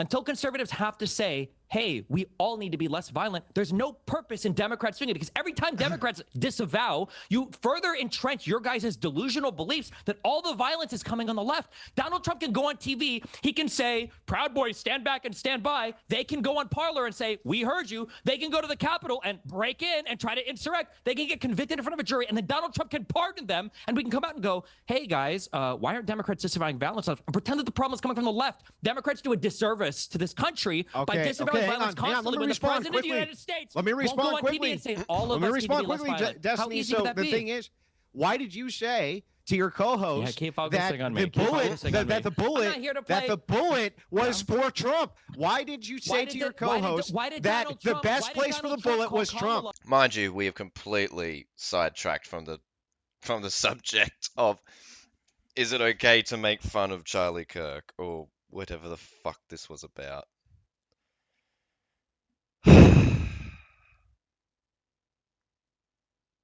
It's a problem too, because like Destiny says fucking optics poison shit all the time. I'm gonna actually move on from that because I saw this as well with Piers Morgan because I wanted to have a laugh at this. Had fucking Charlie Sheen on to talk about Charlie Kirk, which is like, what the fuck? Being with Rogan for the aftermath of it was helpful. Yeah. If that makes sense. Yeah. But and I don't know. I think for this generation, I think that's their JFK moment. I mean, seriously. And I just, if that's where we've wound up, it cannot be where we stay. Right. It's still, I don't want to say it's still not, it still doesn't feel, it's too surreal to process it, Yeah. Yeah. How about we give Charlie Sheen time to process it before we get him on the show to talk about it? It's just the unfairness of it. The unfairness of it, because that dude The like unfairness. he didn't demean people. He didn't ridicule people. He didn't belittle or embarrass. Okay, this must be like Charlie Sheen needs new work, needs some more money, because oh my God, he didn't belittle people. Are you fucking kidding me? Well, I'm glad at least that's one guy we can, I guess people can cancel, and it's not so bad about like, it's not like he had like a great fucking discography. There was also other people's response to like Charlie Kirk plus like Destiny. Like again, I reiterate, free speech just does not exist anymore. Celebrates the murder of the other side, and it doesn't go in the opposite direction. Case in point, Stephen Bonnell, who had this to say after the assassination of Charlie Kirk. This breakthrough cooling device keeps families. I'm gonna need to like install a plugin or some shit. Out the crime statistics? Not exactly like. You need conservatives to be afraid of getting killed when they go to events so that they look to their leadership to turn down the temperature. The issue is right now, they don't feel like there's any fear. Like, I don't know. It's like memes. It's just memes to everybody, I guess. I don't know, bro. I don't know. I don't care. I'm playing video games. Okay. I'm done today. I don't give a God, it's going to be so gay if I get killed in the next 2 months of shit I'm doing. Well, the out here, please don't anybody make any actual the most weak bullshit speeches on my side. God, if it happens, holy shit, I'm gonna make a death note before I go out to go live and not. God, it's so optics. Hard to make sense of what he's saying. The first part is clear enough, though.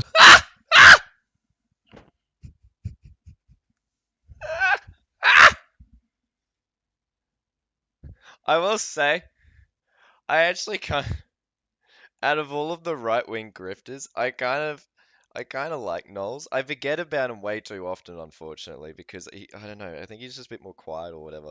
But I actually kind of like Knowles. He actually has like a sort of type of sense of humor that I can appreciate. It's a shame I just think he's fucking wrong on everything. I actually find him kind of funny. It says conservatives need to fear for their lives when they go out to go do events. You need to make them fear for their lives. To be clear, we obviously don't agree with that. We think that everyone every Saturday should be spending time with their family and considering Charlie Kirk and his family every Saturday. So just to be clear, we don't affiliate. You need to make them think you're going to murder them. So look, he obviously should be prosecuted. That is not protected speech. That's an incitement to violence. Clear as day. Stephen Bonnell should be prosecuted. He should spend a long time. That wasn't an incitement of... Again, Charlie Kirk's dead. I don't know if they've realized this. I mean, we've been talking about it a lot. I'm in prison for that. No question. But more broadly, these people should not be permitted in public. They should not be permitted in clubs. They should be fired from their workplaces if they say things like this. They should be ostracized from all of polite society. Jesus Christ. Not so that we can shrink the acceptable discourse. It's quite the opposite. What he is saying is, you need to threaten to murder conservatives so that they shut their mouths so that we don't have to deal with their open marketplace of ideas. What he is articulating is, as Chesterton calls it, the thought that stops thought. That is a thought that urgently must be stopped. Go to helixsleep.com/Knowles. Oh, okay, that's enough for you, Knowles. That's enough. Never mind. We're done with you. Put it back here. But yeah. So, in summary, in summary, look what they did to my boy. Look what they did to my free speech. It is kind of scary though, because like it does feel like no one really does give a fuck about free speech. Like we hear a lot about the term free speech, a lot of people claiming to be free speech warriors or whatever. But I'm gonna be honest, it really doesn't feel like anyone gives a shit about it. Like no one's really putting up much opposition to this. Um, like you had Destiny there, but that's partly because they're trying to make it about him. They were trying to turn that into a fucking intervention. Like, hey Destiny, is there a reason why you have so much hate in your heart? Oh God. Um, I'm gonna take another short break, and then we're gonna look at the LNP.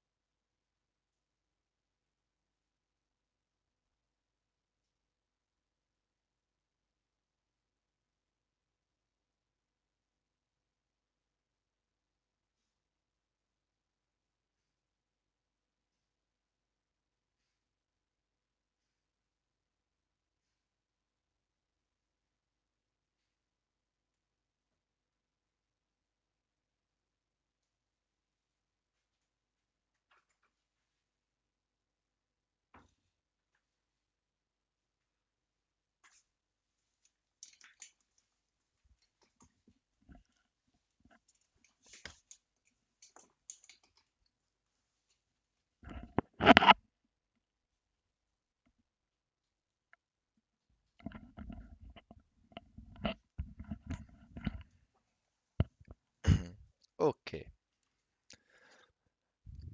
So that's enough of US politics. We've had our fun there. back to Australia, where the fun shit happens.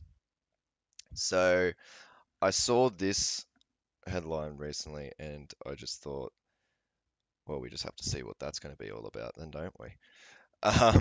Australians too dependent on government, says Susan Ley, who, if we forget, is the current leader of the Liberal Party.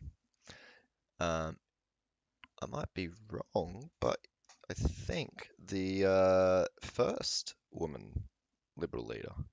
Australians are too dependent on welfare and universal government subsidies, Susan Ley has warned in her first major economic speech as opposition leader.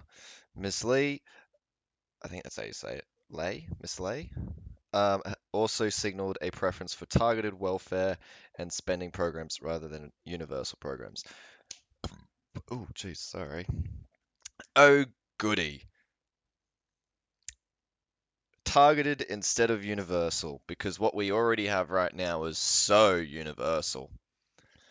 Something to always consider and remember is the difference between means-based and, yeah, universal. When she says targeted, she's probably more so meaning means-based. If it's means-based, it basically means you have to meet a certain criteria. It means you have to be considered eligible to get the program. Universal obviously just means anyone can get it. I think means-based is a terrible idea because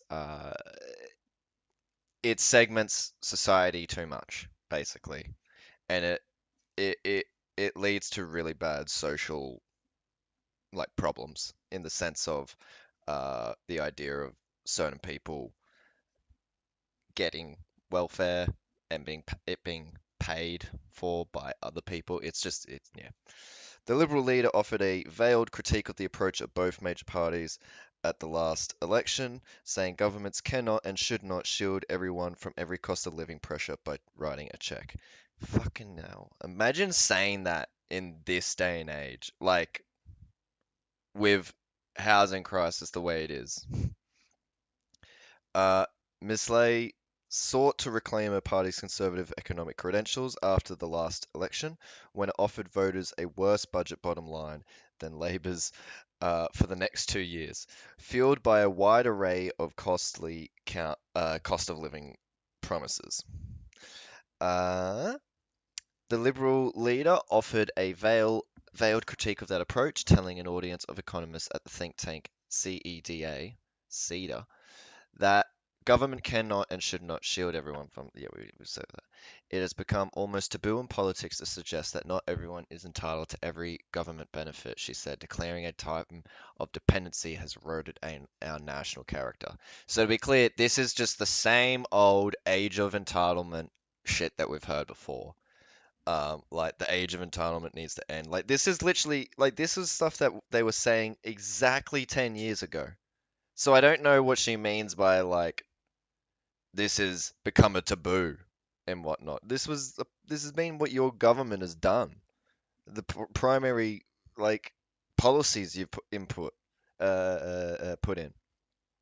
While the speech did not include any major policy announcements, which Ms. Ley has said will be formed closer to the election after an internal review. Of course, we want to have our internal reviews. The remarks signal an appetite to retain the coalition's fiscal rules. Those non-binding rules include a limit on the federal government's tax take of 23.9% of the size of the economy, a limit Labor does not formally observe, but which has not been exceeded since the time of the Howard government. Ain't that interesting then? Ultimately, 23.9% of the size of the economy. Hadn't considered it like that. Targeted subsidies, not universal. Ms. Ley also signalled a preference for targeted welfare. I feel like we're just getting repeated sentences. Stop subsidising the comfortably well-off.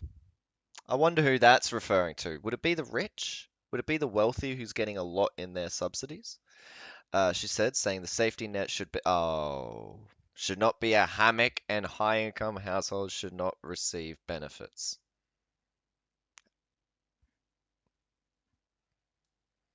What kind of benefits do you mean? Australia's welfare system has historically been highly targeted. Well, what do you know? With payments such as the unemployment benefit and the age pension available only to those of low means. But recent programs, including the NDIS, the expanded childcare subsidy, and also cost of living measures like the power bill subsidy or Peter Dunnan's promised petrol discount, have instead applied to all or most people who meet the eligibility criteria, regardless of means. So basically, what is like, it's literally she's just saying like, yeah, like we even had a few ideas of things that could be for everyone. But fuck that. We really just think only the poorest of the poor should get it because like they got to live somehow, right? But also we're going to use it as a means to be able to get all the information and have complete control of them. The shift from targeted to universal has been criticized by economic think tanks, including the E61 Institute and the right-leaning Center for Independent Studies, which published a recent report using similar language about a culture of dependency. It's literally the same shit every time. Ms. Lay cited a headline from that report suggesting that more than half of the population relies on the government for most of their income, a figure which includes retirees and all public sector employees, such as police, educators, and health workers. So just keep that in mind, by the way. Oh my God, that's so ridiculous. That's so ghoulish, actually, to intentionally say, like, more than half of the population relies on the government for most of their income, but to not point out that that includes retirees for one, and then all public sector employees. That's so fucked up. Low value programs to go, but not health or education. Low value. I wonder if that's going to lean into any woke stuff. The opposition leader downplayed the prospect of health or education cuts, instead framing targeting of welfare and subsidies and a crackdown on new recurrent spending as a way to make essential services and a fair safety net fiscally sustainable. We're getting real deep in the weeds here. I'm going to jump ahead a bit. Labor took steps in the last term of Parliament to reduce the pace of cost growth in the aged care and NDIS, which received bipartisan support. In an interview, the coalition suggested some spending cuts ahead of. So anyway, the gist is they want to ramp back up the we need to get rid of the dependence attitude. But funnily enough, like the Liberal Party's not been doing too well lately. Like they're having some embarrassing shit going on. For example, Shadow Minister Andrew Hastie says he will be without a job if Liberals don't abandon net zero, as in he wants them to abandon net zero. So the Liberal Party's having a bit of a split where we've got like the really, as it always happens, far right and the not so far right. And the far right is basically saying, well, we're just going to ditch if we don't agree on what we want, and it'll just be a matter of how many of the not so far right are willing to jump back over. Because honestly, that's always how it ends up going. Not going to get too stuck into that one. Another case is Senator Price, bloody Jacinta Price, who has been causing a bit of stir for the Liberal Party recently. Lately, there's been a lot of calls for her to like leave, or for her to consider leaving because she's being dogged by the LNP. There was something that I thought looked really funny. Oh yeah, and then there's also the issue where we'll have a quick look at this, where has again called for his colleague Jacinta Price to apologize. Oh yeah, she made some offensive comments about. Oh, I didn't want that at all. I went to do that. Thank you. Where was it? That one. Yep. All right. So she'd said some shit about Indian migrants in relation to the August 31st rallies. And then she was asked to apologize, but she didn't. And as it says here, it says the controversy is exposing divisions in the Liberal Party and putting pressure on the leader, Susan Lee. Susan Lee, I don't know how to say her name. Senator Price had some weird comments about colonialization, which was Price's comment that the colonialization of Aboriginal people has had no ongoing negative effects, disputed by doctors, psychologists, and community leaders. People waiting weeks to see GPs vercrowded. What the heck does that mean? Emergency departments. How a crippling doctor shortage is hurting. Interesting. Oh, and then someone fed Joe Biden. Let's see if we get a more. No, I want. So there are no ongoing negative impacts of colonialization. That much of what indigenous communities have now, like running water, is because of colonialization. While historian Henry Reynolds says her claim flies in the face of a generation of new history, and is something that the First Nations community would find not just surprising but almost insulting. I mean, it is a pretty shocking thing to say. No ongoing negative impacts of colonialization, given everything.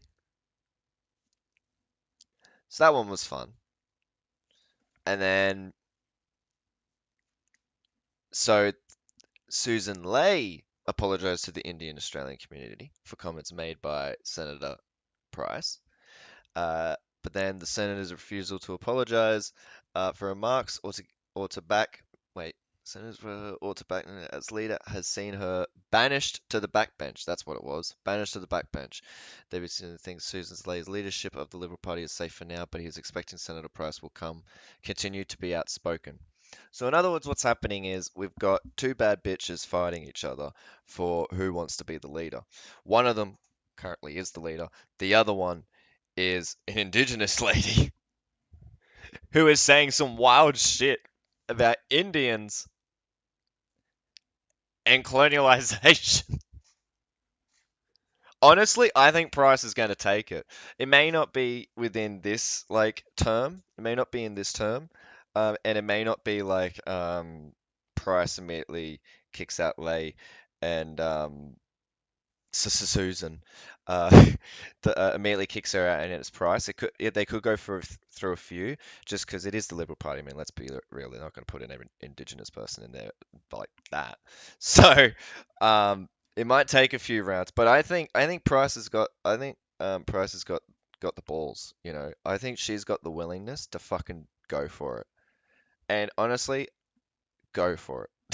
I want to see her do it because it'll be absolutely funny. It'll probably absolutely destroy the Liberal Party because they won't know what to fucking do with themselves. Where a black lady is just is saying all the stuff that they want to hear, but she's really black about it, you know? No.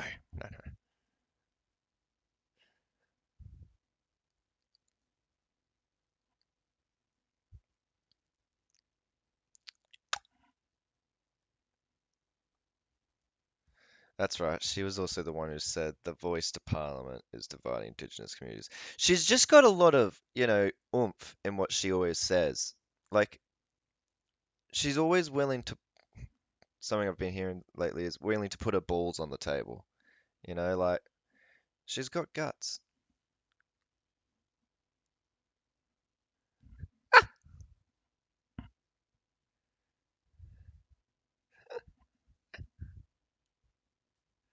Still has work to do to repair the harm done by Senator Jacinta Price's comments on migration last week.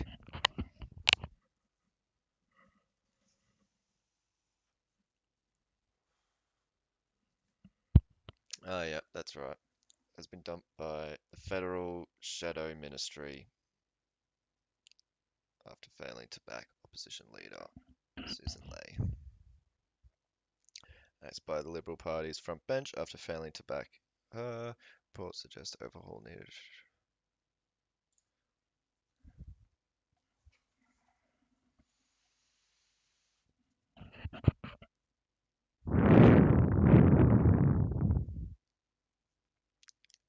That's right. She literally said that the government is bringing like that's what the current right wing like great replacement theory is at the moment, that the government is bringing in Indian migrants in particular who apparently vote very well for Labor. I'm guessing so. I don't know. Actively bringing them in to win the votes, and that's what fucking that's what Price said. Oh, she's just saying it as it is. Wow, girl. Can't believe they do this to her. It's alright. I mean, Tony Abbott was sent to the backbench and he was still able to fuck up fucking uh Malcolm Turnbull. So I still think she's got it. I think she's still got, potential here. She's got it. I have faith. You go, girl. She's like a a female version of Bob Catter. She's female version. She's a younger version. Hey, apparently they're both indigenous, right?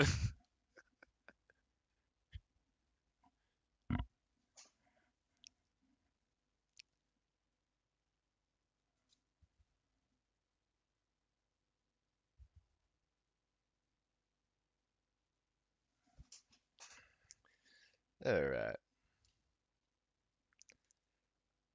Lastly, I wanted to look at this because I came across this. Literally, I think I came across it as like an event thing while scrolling through Facebook, and I just saw backpack, BACPAC, and the Australian flag, and it was like interesting. What's this? And lo and behold, I came across a treasure trove of cooker material. You have no idea. So backpack, in other words, the British Australian community. And then whatever pack means again, I forgot. And it was on last night. It was on last night. This was in Brisbane. I don't know if there were other ones around the country. I mean, the British Australian community, I imagine, is quite large, but I don't know how that is reflected in their membership. But anyway, yeah, so they did it last night. And I find it funny that they're British Australian community, but they're really big about is the only political action conference proudly advancing the rights and interests of Anglo-Celtic and European Australians. And it's like, well, hang on, if you're just for the British, why do you have the Celts and the Europeans added in there? Like, what the hell is all that about? It's almost as if this is just white. Almost as if this is a racial thing from your point of view. It's weird. Anyway, so I kept looking a bit deeper into this. Oh, I don't want to show any of this. And this was an ad I came across, to be clear. Let me see if I can get it to restart on it. Hang on. I hope it's not going to just blow our fucking ears out. Fast. Anglo-Celtic Australians are being pushed aside in their own homeland. White people are becoming the minority in this country. Politicians and the media want to erase our history and our future. Australia is a nation of foreigners. If we don't raise our voice now, there may be no Australia left to save. On September 19th in Brisbane, join Dr. Stephen Chavira, Dr. Stephen McInerney, Professor Eric Lowe, Dr. Frank Salter, and Harry Richardson. Secure your spot now while you can. So that's the ad. That looks great, right? That sounded like something you'd want to go to. That sounds like a fun as fuck party. So you may have even noticed there was some footage in there that there was some footage there that you may have seen like, oh, that looks like it was the August 31st rally. And yes, you would be correct. Which I find really interesting because now, after August 31st, they're all just coming out of the fucking woodworks. With all different events, because we have another one coming up in October somewhere. I don't remember. I'll probably be there. So I wanted to then look into who these people are, who the speakers are. And this guy had his whole speech up from when he was at March for Australia in Sydney. So let's see what this is. Hopefully it's not going to be too... Oh! I'm familiar with these guys. The Noticer? Hell yes. Do we actually get the speech? Oh, it's written. Okay, we can do that.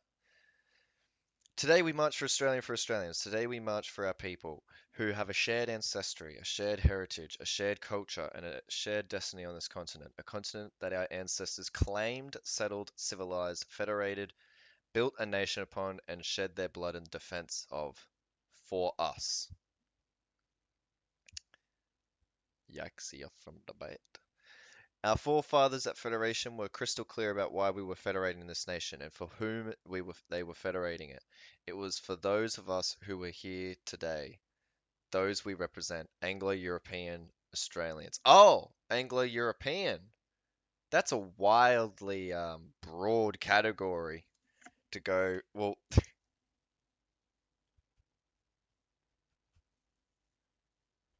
Literally, Anglo. One what were they called? Like just tribes or whatever. And then all of Europe. What the fuck? They were clear that it was their will and ardent desire that this nation would remain always ours, and they established migration policies to that end. You know what's funny is the way when you listen to fascists talk about the way that the country is created and whatnot. It's like, yeah, you're right. That is what they intended. We're just saying that that's bad, and fuck you. We're making a better society. They federated this country with the express purpose of protecting it, of protecting us from the very fate that now threatens to overwhelm it and to overwhelm us. Mass migration of non-Europeans at an unprecedented rate, on an unprecedented scale. Jeez. It's very, on the fucking nose. Hang on one sec.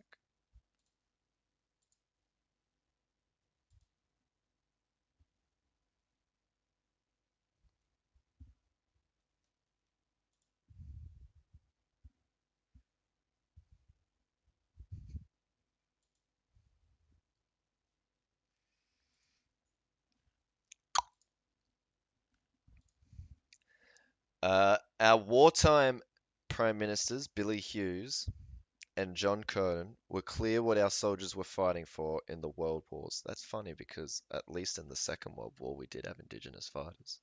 So I don't know where they are in the picture in these guys' head, considering they're not Anglo-European. Fucking hell. Our men were not fighting for some abstract set of values. Oh! Okay. They were not fighting for some chimera called multicultural Australia, or what Tony Burke self-servingly calls modern Australia. No, they were fighting for a people bound together by the crimson. Okay, this is like straight up just fucking fashy shit.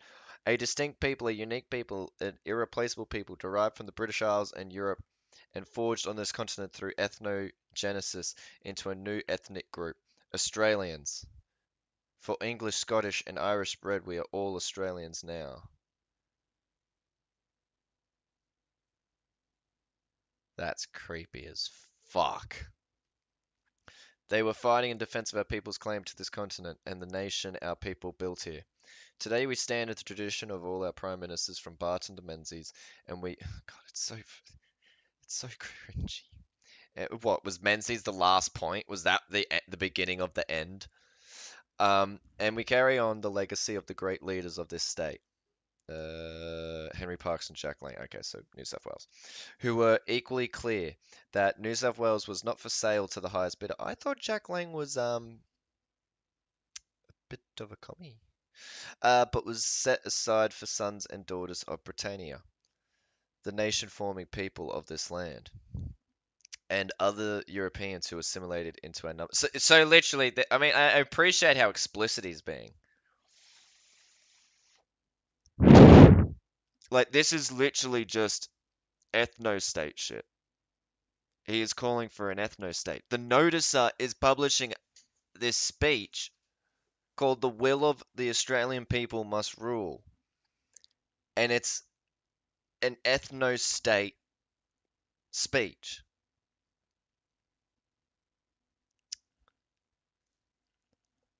I feel like I need to write something about this.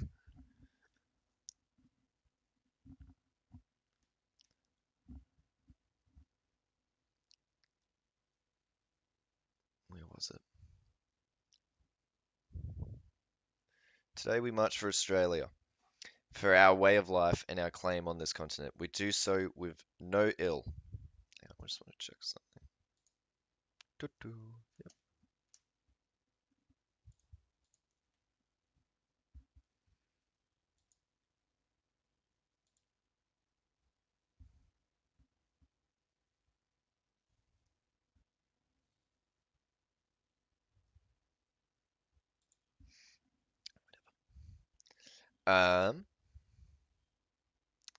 And then just a whole heap more. The test of democracy, Chesterton said, it is not whether the people vote, but whether the people rule. From this day forward, the will of the Australian people, which is opposed to mass immigration, must rule. Fuck. And then you have their Twitter account with the speech there. Is a writer who lives and works in Sydney. He was the academic and CEO of the Ramsay Centre for Western Civilization. Don't that tell you everything? I'm going to actually keep that to the side.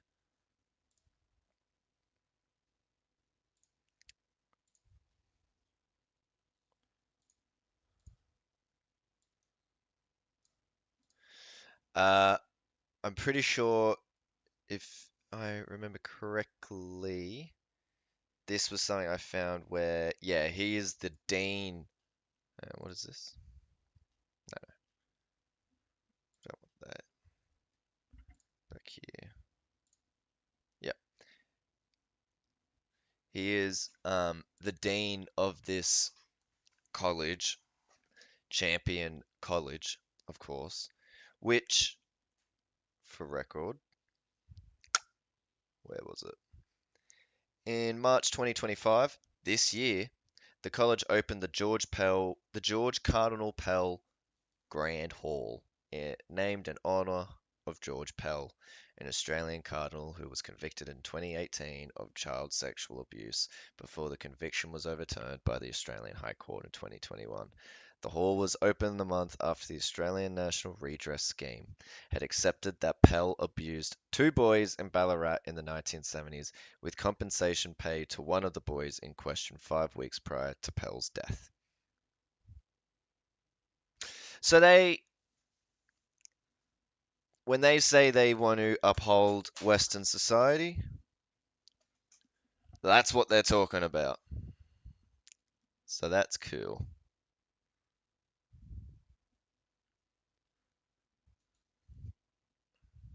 We then have another Stephen, Dr. Stephen, in fact, I believe. Are they both Dr. Stevens? I can't remember. No, we'll get to that one later. All right, whatever. But another Stephen, he teaches European and Australian history. He taught the philosophy of social science and political theory in several Australian universities. And Australia's several universities? What the? He was published in numerous journals of history of European ideas, Journal of Religious History, Australian Journal of Political Science. Oh, pretty reputable. The Forgotten Menzies. Okay, fair enough. Reason, religion, and the Australian polity, a secular state. I'd say so. He is a contributor to The Australian, great start, and also written for Spectator Australia, great start, and ABC Religion Ethics. Okay. His recent co-authored book on Menzies was listed in the Sydney Morning Herald's most anticipated books of 2021. I'm sure it fucking was. Loves many things about teaching it. Oh, and he also is at that Champion place. Is that it? No, it's not Champion, it's Campion. It's even worse.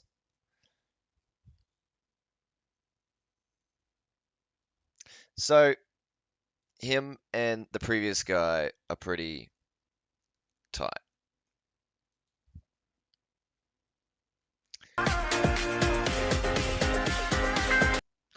just have to wait this one through. You know what? Fuck it, actually.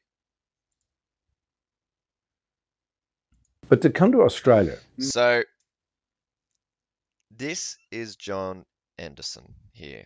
He used to be, he was Deputy Prime Minister, I'm pretty sure, during Howard. I could be wrong about that, but I'm pretty sure that's the case. Has since continued to be an active propagandist. As you, this is no different to, like, when you see, like, a politician that you see quite often on, like, Fox News or whatever in America, then leave and then become just a pundit. It's no different. And he's talking to this Dr. Stephen Chavara. I mean, I don't know how you think you're fucking Anglo with that name. Steve, what can our history tell us about how we have become the country we are today? I think one of the best things, one of my...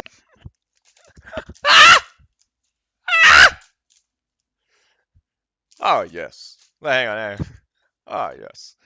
Please, Stephen, give us just a bit of your thoughts on how we have come to the country, how we become the country that we are today. Well, yes, you say so. I think we basically did genocide. Looks like a fucking rat.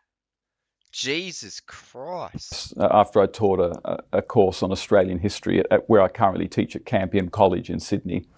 And he said, Dr. Shavura, he said, I loved Australia before I took your class, but now that after taking your class, I love Australia even more. And I don't run my Australian history classes to create sort of little nationalists. That's not the reason. But I think what he was getting at.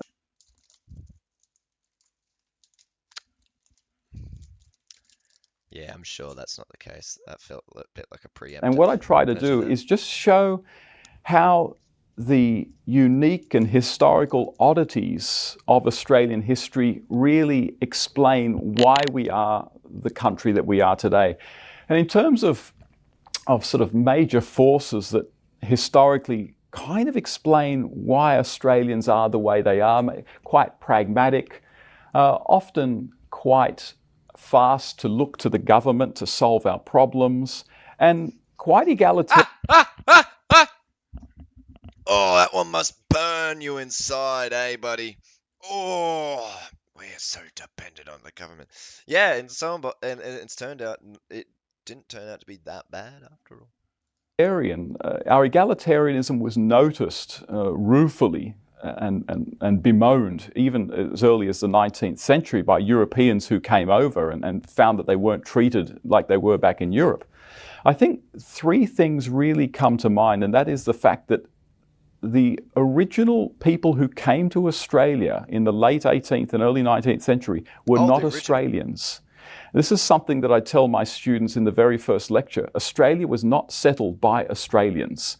Australia was settled by the British. This is true. The people who came to Australia in 1788 had British minds, and they brought with them the ideas of the British Enlightenment, which meant tremendous respect for the rule of law and a respect for the role that religion plays in any stable, civilized society. So that... You fucking kidding me? Bro. Explicitly the rule of law. The rule of law? They were convicts. They were convicts. Bro, you can't teach kids. No, that's not cool. No, that's not appropriate. That's actually crazy. You can't in one breath say, yeah, they were, convicts and I mean, he didn't say it, but like, we know that they're convicts, and then just say, yeah, they really cared about the rule of law. In a country that would have had, in their minds, no other people, they were just gonna follow the rules. Fuck off. That was something that had tremendous influence on the Australian civil order. The other thing that's had a huge impact in Australia is, of course, what the great Geoffrey Blaney, who you've interviewed, called the tyranny of distance. The fact that Australia was so far from any European civilization at the time, and the fact that the Australian continent is so huge and generally very sparsely populated, meant that there were certain things that the government had to do because they couldn't be done by private enterprise. John's over here like, what point is he even trying to get at right now? I've got, right, complain about the migrants, complain about the Aboriginals, complain about women, the gays. What are we talking about right now? And those things included the building of churches. So up until and well, throughout the first half of the 19th century, colonial governments helped to build churches, helped to pay clergy, because there just weren't enough people living together for the most part to put their money together and voluntarily build these things. And so the government had to build churches. The government had to build railways from the mid-19th century onwards, where in other... To be fair, though, because I'm interested to see where this is going, because he's saying like it was a respect of religion. I mean, if you think about it from a government's point of view, or from like the British Empire's point of view, like from whatever level that was being handled by, because it might have just been like the colonies, as he was saying. Regardless of whether or not you've got like it established in your government that you're like a theocracy or whatever, it's quite beneficial to just build community places, like, and often like church halls and whatnot would be, well, churches would be used as halls to hire out for other things. And back then, it's not like they were able to just willy-nilly build as many fucking buildings as they want, just one after the other. We can't even do that now. So, I don't know. I doubt it's just because of religion, really. Railroads were nice. That was countries that were being built by private entrepreneurs. Government was also distributing land early on to convicts, and that brings us to... That they stole off the Aboriginals. Don't forget about that.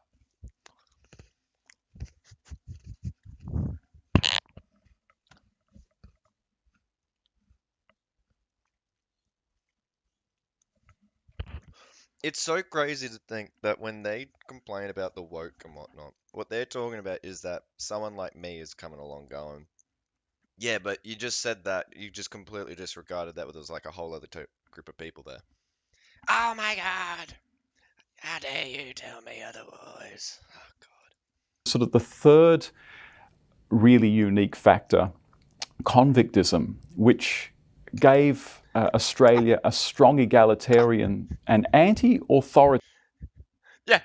So again, respect for the rule of law, but an anti-authoritarianism or anti-authority streak. Oh God, I love contradictions.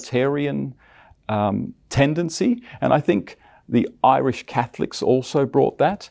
Mind you, they also said before that that Australians were very dependent on the government.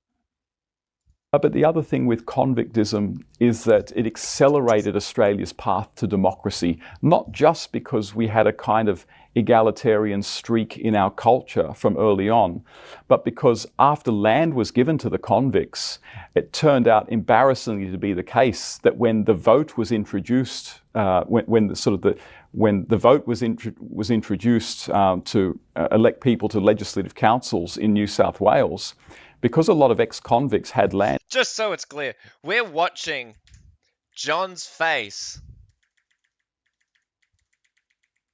for a good solid few minutes there. Because this guy looks absolutely horrendous babbling on with whatever he's saying. And it had made money over the years. They actually could afford the vote, and good sort of upstanding, God-fearing Scots and English and Welsh who came over couldn't. And so the great fear was that it would be a convict-dominated legislative.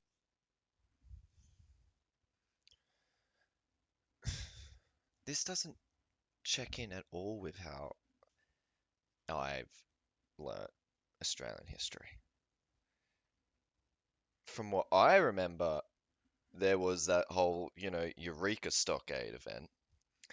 And while the rebels were killed, the solution was that they made it that non-landowning I guess citizens or whatever, Australians, could now vote. Men, obviously. Let's not kid ourselves. White men too. Let's not kid ourselves here. We weren't going that crazy. But like, I don't know what the fuck he's talking about with this convictism bullshit. Legislative Assembly. And so basically the franchise in the 1850s was brought down so low that pretty much all men could vote, basically making a democracy out of all the colonies by the end of the 1850s. And so in order to and the other aspect of Australia's character, again, that pragmatism, a kind of anti-ideological slant, and maybe for better or worse, a preoccupation with making money. That probably goes back to the tyranny of distance as well, where when you think about it, who on earth would even come to Australia in the early days? What the fuck is a tyranny of distance? Like, I could understand maybe like the curse of distance, the blessing of distance, the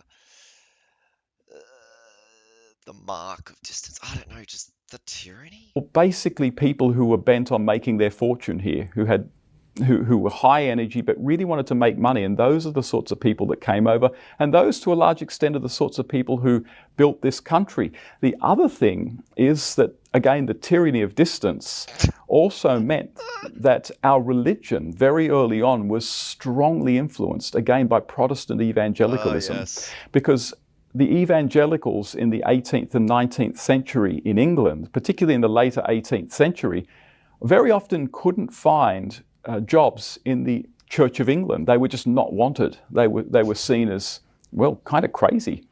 And so the only places a lot of them could actually find jobs were actually over in the colonies. And so there was a disproportionate number of evangelicals who came over here. And so Australia, to a large extent, was a product of all these forces, but also evangelical Christianity, because of the tyranny of distance, that no one else wanted to come over here. Okay, I actually kind of can see his point there, kind of. Early on. And of course, all of that is documented in Stuart Piggott and Bob Linder's History of Evangelicalism in Australia. But when you understand all the forces that have made us quite pragmatic, that have made us maybe a bit too quick to look to the state, that have made us very egalitarian, you can't help but marvel at the strangeness, idiosyncrasy of our history, and I think really, really like it. But they're some of the things that would help us to understand why we are the way that we are. Okay, there's another one I'm pretty sure here. Yeah, which was Australia was not invaded. Now, this could go two different directions. Yeah, okay, I think it's going the way I was hoping for. The invasion of Australia. Yeah, let's do it. Let's do it. Invasion of Australia. I can't My late wait. father was a high school teacher, and he was once telling me that he once went and saw a school. Oh, don't do this to Whenever me. the Bernards want to get better at a My late father was a high school teacher, and he was once telling me that he once went and saw a school play performed by primary school students, and it was a school play on sort of the origins of Anglo-European Australia. And it depicted some children depicting Aboriginal Australians. They were there, and then they see other children come up, and they're supposed to sort of be the First Fleet and Captain Arthur Phillip. And then these other children start shooting dead all the Aboriginal kids, and they all just fall down. And that's what these kids have been taught, that the whites basically came here with the intention of annihilating the Indigenous Australians. But when you look at the historical records, that is just a complete Okay, first off, that is, I want to find out what that whole thing is he was talking about, where that is, because that sounds fucking hilarious. Oh my god. But yeah, no, of course, sorry, wrong one. Of course, it wouldn't have gone like that. It would have just been white men doing it. Sorry, are we aggrieved by the race, the age? What are we aggrieved by in this whole thing? misunderstanding. It's a complete lie. Arthur Phillip was explicitly told by the Crown that he and everyone else is to pursue friendly relations with what they called at the time the natives, that none of the natives are to be molested or violated in any way. In fact, the natives, the Aborigines, were considered subjects of the Crown. And to be a subject of the Crown meant... Well, ain't that convenient, isn't it? Ain't that fucking convenient? They're now subjects of the Crown. No, you can't do anything bad to them. They're now subjects of the Crown. And soon we're going to now employ our rule of law, and it's very convenient that we're not going to give them any help, and we're just going to keep pushing them off the land just by like kind of, just move. Oh, come on, just move. Oh, we just want to use that bit of land. Oh, come on, move it. And then eventually we're just going to say, oh, no, you're kind of just breaking the law, so then we're going to shoot you. Because that's how this always happens. In the long term, we can simplify it to just simply say they did an invasion. And that is ultimately what happened. But yes, in the moment of it, the day to day, it's not like literally they're going out every day shooting a bunch of black guys. No, it's processes. And it was just a means to justify it. To justify what they ended up doing anyway. Like what they effectively did is what the issue is. That you had certain rights, that you had rights not to be harmed by other subjects of the... It's a shame it didn't really matter. Crown, and which meant that if someone harmed you, you had the right to appeal to the law. They were considered... shame that never really happened. Basically, people with British rights, because Britain had annexed the territory. Also, yeah, British had annexed territory. That's an invasion. Also, we're also assuming that this is all off the assumption like that the indigenous didn't own it. Like this is so obvious. Like he's literally saying how it's not an invasion while describing how it was an invasion. Territory. Arthur Phillip even explicitly said upon arriving here in 1788 that there will be absolutely no slavery in this colony, and he, of course,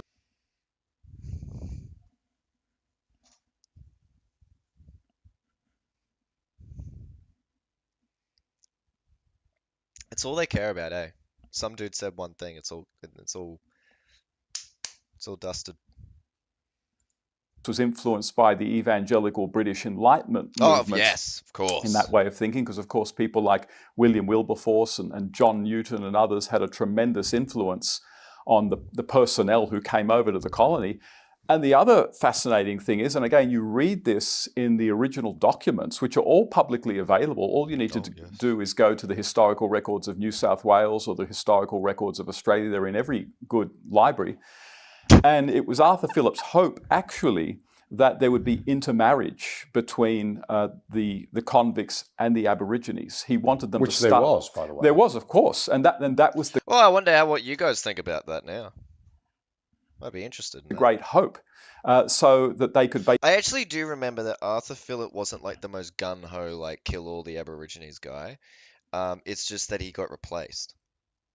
Because his whole purpose was sort of like a temporary thing, like sort of like a holdover. Basically get along with one another. And look, I think we can say that these hopes were naive, but the idea that the English, that the British came here and simply wanted to kill and annihilate the Aborigines and just clear them out of the way is complete myth. But it's what they did. It's completely contradicted by the available evidence that they came here hoping, albeit naively. This is literally what they're doing with Israel and Palestine. It's fucking crazy. It's not like they're doing it with the intention of it.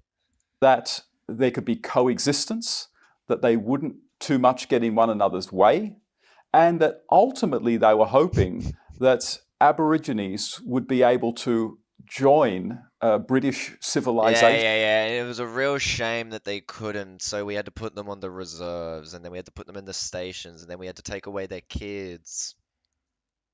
Bro, we hear it all the time. Which the British genuinely thought was the greatest gift that they could give them. It didn't turn out that way, and we can Oh. talk about that a bit later. But this Oh. idea that they came here with the intention of committing genocide and just killing off the Aborigines is a complete lie. Is it? I'm going to be honest. Not that convinced. Thank you, John Anderson, you utter twat. So then we have another guy, Harry Richardson. He's just the president of the Australian community, whatever fucking thing it's called. Oh, do we not believe in? And I'm here with the British Australian community. We're having a function with the Australian Monarchist League, and I'll be doing a speech today on the not only pride in your monarchy, but having pride in your own people. It's really exciting to be here with a crowd of people who are... All right, he's disturbingly awkward. Oh, that's right. Yeah, and then we have this other guy who's called Frank Salter. Who do we believe in a link for him? That's all right. We'll come. I think we'll get a picture of him soon. Frank Salter, who is like another I'm pretty sure he straight up believes in race science. He wrote in 2003. Relatively homogeneous societies invest more in public goods, indicating a higher level of public altruism. For example, the degree of ethnic homogeneity correlates with the government's share of gross domestic product, as well as the average wealth of citizens. Case studies of the United States, Africa, and Southeast Asia finds that multi-ethnic societies are less charitable and are less able to cooperate to develop public infrastructure. Moscow beggars receive more gifts from fellow ethnics than from other ethnics. Just a recent multi-city study of municipal spending on public goods in the United States found that ethnically or racially diverse cities spend a smaller proportion of their budgets and less per capita on public services than do the more homogeneous societies. They try and make it out like that. Thus, is the problem is diversity? No, the problem is people who are in charge of the more diverse cities aren't willing to do the more spending. Like it's so fucking simple. That's on the multiculturalism Wikipedia, by the way. Like that guy Frank Saltz is like he's critiquing some high level shit here, trying to at least.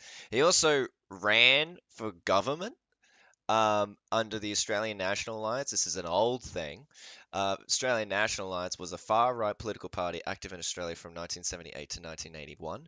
Founded in January 1978, it was one of Australia's earliest anti-Asian immigration parties. I wonder where those things led to. The ANA contested the Grenaldilla by-election, in which its secretariat candidate Frank Salter received 863 votes. 1.64%. Nice try. In 1981, it merged with the Immigration Control Association and the Progressive Conservative Party to form the Progressive Nationalist Party. Oh, you're kidding me. With a claimed membership of 1,000. Let's just quickly see what's happened to them. Was a short-lived Australian far-right political party. It was formed in 1981 as a merger between all them. In 1982, it was folded and the National Action was formed in its place. We'll look at them next. Was Strasserist in its ideology. It claimed a membership of 1,000. Strasserist, if I remember correctly, they're the anti-capitalist Nazis. And then they all got killed because at the Night of the Long Knives, because they were no longer needed, basically. I want to look at now National Action.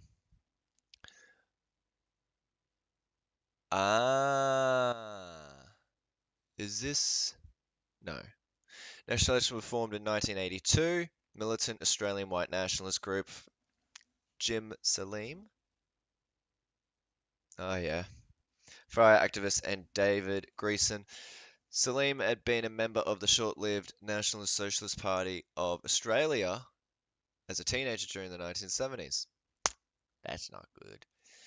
criminal convictions include property offences and fraud in 1984, and being an accessory before the fact in regard to organising a shotgun attack in 1989 on African National Congress Representative Eddie Fund.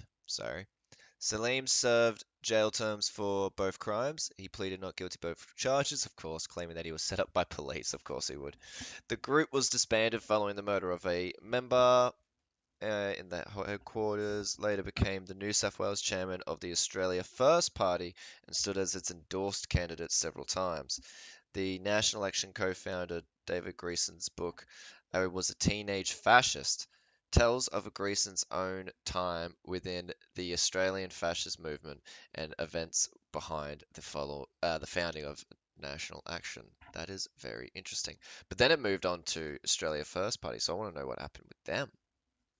Was known as the Australia First Party, founded in 1996, former member of the Australian Labor Party. Oh dear.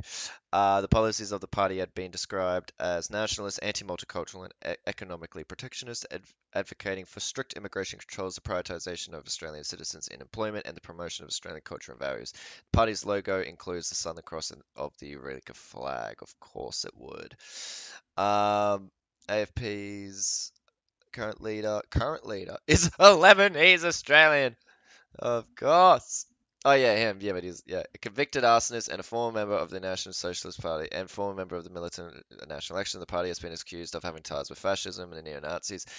October 22, the Global Project Against Hate and Extremism released a report in which it classified AFP as a white nationalist and anti-immigrant group. As of July 24, the party is only registered for local government elections with the New South Wales Electoral Commission as the Australia First Party Incorporated. Okay. Interesting. But they have nothing. Yep, they have absolutely nothing. So they're just for their crazies.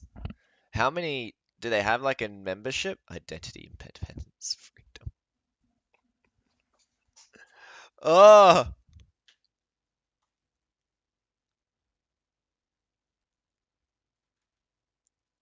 Supported the 2025 March for Australia, of course. Was deregistered for failing to meet its written increased requirement of 1,500 members. On 2 May 2014, the party aligned itself with the Golden Dawn Party of Greece, an ultra-nationalist organization under the party endorsed Grand Wizard of the Ku Klux Klan, David Duke, for 2016 Louisiana election via Twitter. Oh my God!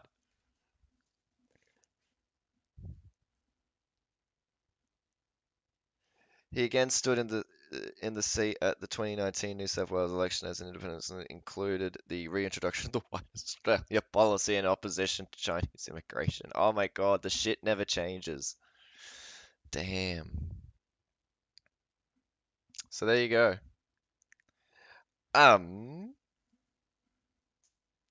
Then we have this last guy, Eric Lowell, I don't know how to say his name, who I believe is actually South African, and but has come to Australia and basically just, does the whole white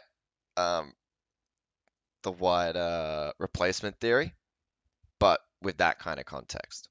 And yeah, it's a lot of bullshit. This is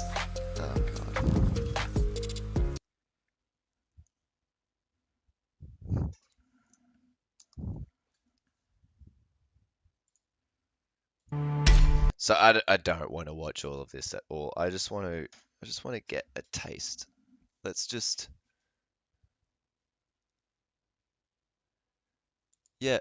see what he has to say about the transition from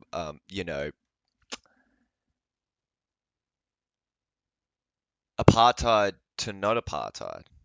But I also did all this political work. The universities provided cover. I mean, there were organizations that literally provided cover for political activity, and one of them was universities. Another was were the churches. So there were certain organizations which you got involved with them, and then the state didn't touch you, basically. Okay, worked at universities in South Africa. Then in 1994, there was the transition.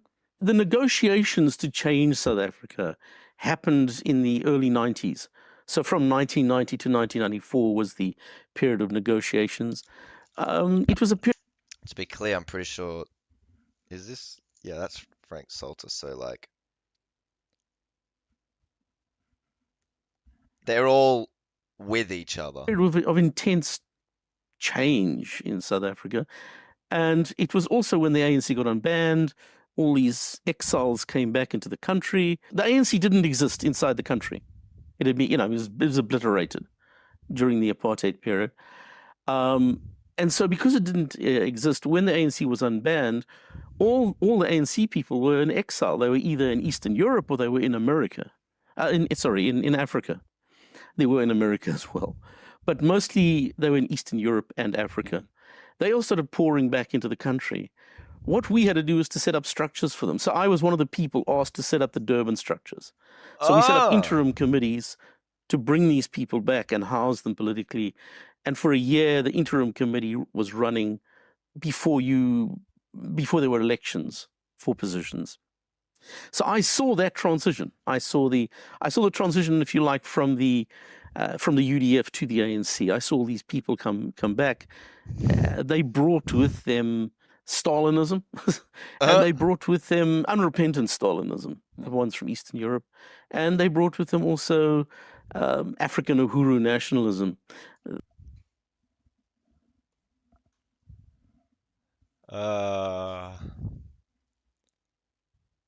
Well, you can tell what that's all about.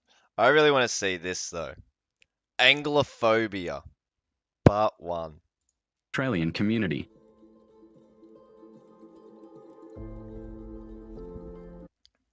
Oh, God.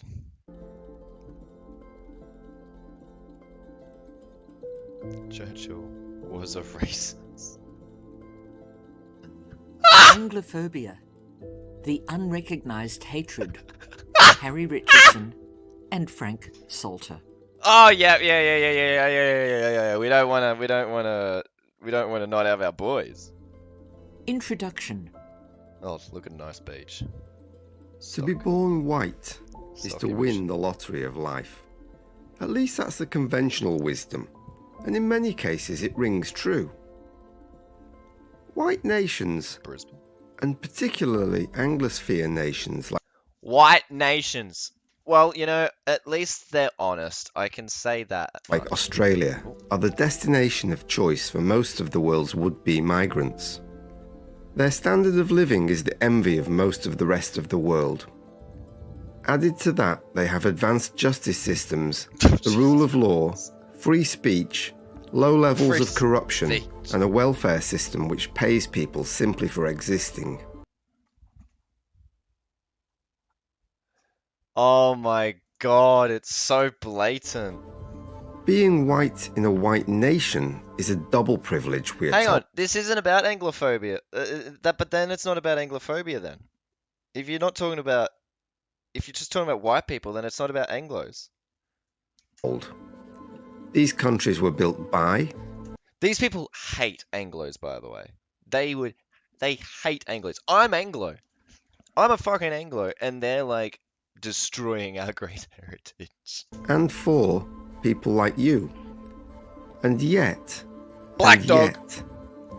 There are things, often small things, which are easy to ignore. And assuming that you aren't silly enough to break the unspoken rules, life can go on for the most part without ever really having to think about them too much. There are words you mustn't say, people you mustn't criticise, and policies you have to go along with, even if you don't really agree with them. They fucked it up! Why didn't you do another take? Occasionally, these things can have more tangible effects. These can range from needing a higher score for university entrance to being passed over for a job or a promotion. Oh my God. For the really unfortunate, however, the reality of the situation can be nothing short of catastrophic. In the UK, thousands upon thousands of school-aged girls were taken as actual sex slaves. Oh my God, we're doing the fucking... Oh, no, I don't or turned away because You know, racism. Yeah. How can it be that the supposedly privileged majority can be treated with such utter contempt by the authorities who have a sworn duty to protect them and claim to do so with an approach that is completely colourblind? Oh, Most of I love that. I'm sure that is literally what was going on here. He's not even white, really. completely colourblind.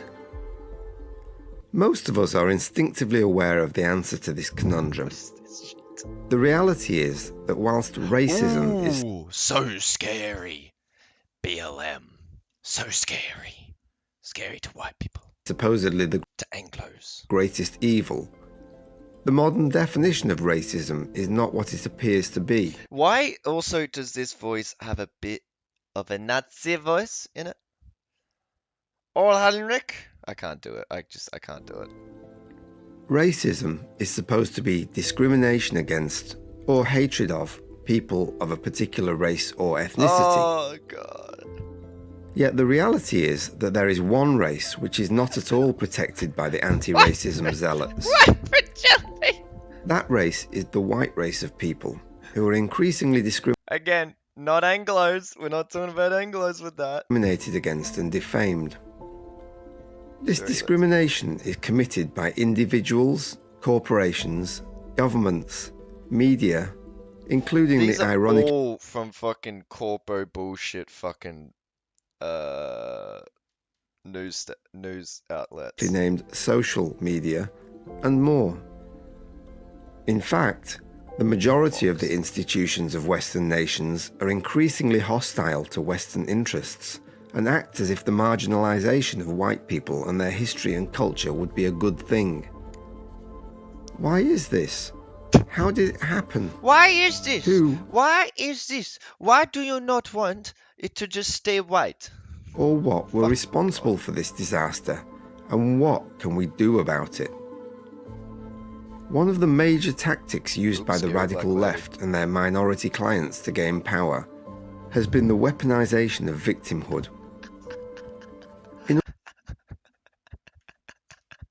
Power has been I love this guy. I love him. the He's really weaponization of putting his all victimhood. into it. In order to enforce and amplify this advantage, they have adopted or invented words to describe any discrimination or injustice against them. These words become powerful weapons when wielded by anti-Western radicals. These attack words have been used without restraint to advance the interests of these groups against tactical. The founding majority. This is so stupid. White, and particularly Anglo culture, strongly discourages victimhood.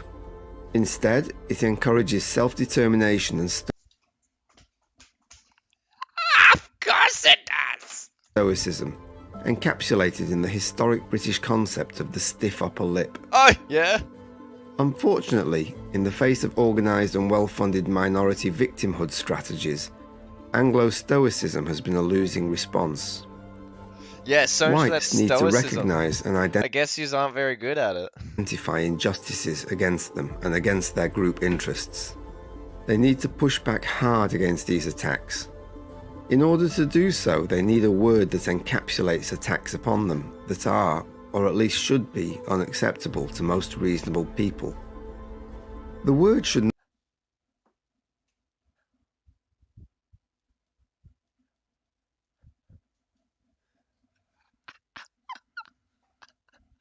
Anglophobia, they're like pitching the idea. They're pitching the word. not be clunky. It should roll off the tongue with Yeah, it ease. should roll off the tongue, you know. It also does not need to be strictly accurate. Fuck yes. I love it when they say the quiet bits out loud. The term Semite is not exclusive to Jews, yet we all understand that anti-Semitism refers to hostility to Jews. After casting around and trying various combinations, we arrived, different ones. largely by process of elimination, at the term Anglophobia. Bro, I'm really sorry to do this to you because like your video is 2 years old, but It's not that new. There have been people saying this for a while now. This term's been around for a while, both in seriousness and not. So sorry to burst your bubble there, buddy. We understand that the term Anglo Hey, may not resonate. hang on. Phobia. If I remember correctly, who's been the group who has fucked over the Scots the most? The Anglos. Fuck me, man. We understand that the term Anglo may not resonate with many whites who are affected by this phenomenon. In North America, many may find it jarring due to having non-English ancestors, or due to the historic schism with Great Britain. Once the term becomes accepted... Historic schism with Great Britain! Oh man, that's one thing I always love with like Australian far right people is, and let's be real, Nazis. These people sound like Nazis. They at least want an ethno-state. So they're fascists. I love how they have to figure out a way to be unique, like be the exact same as the American fascists, because at the end of the day, they're all the exact same. But there has to be a difference in some sense because we're supposed to be British, not American. Into the everyday lexicon, however, people will instinctively understand its meaning, even if they themselves might not identify specifically as Anglos. Brother, how many people do you think are going to actively identify as Anglo now because of this? What the fuck? Once these minor obstacles have receded, the ease of pronunciation makes this the clear favourite. One reason why we have chosen it above all possible others, such as whiteophobia or the somewhat nihilistic blancophobia. The following book lists that we have chosen it above all possible others, such as whiteophobia or the somewhat nihilistic blancophobia. The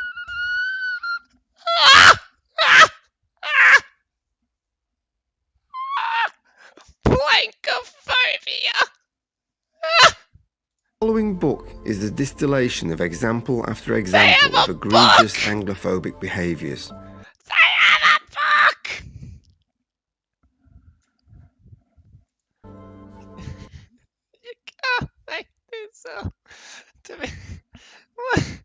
Why do they have a book?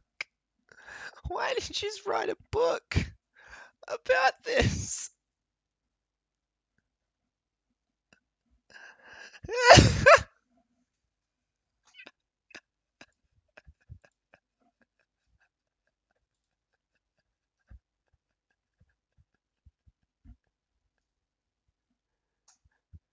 Why is there a book on this shit? Whilst many of these examples occurred in Australia, there is no shortage of equal or greater injustices being perpetrated on an almost daily basis in other traditionally white nations around the world. Traditionally white?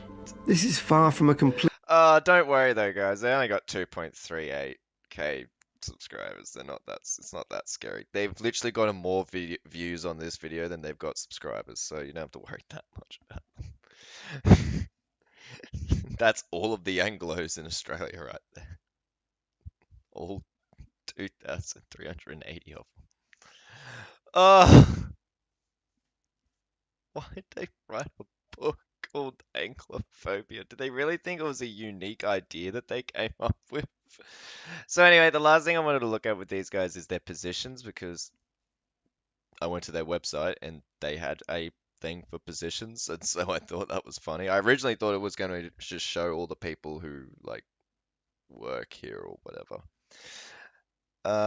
So issues and stances.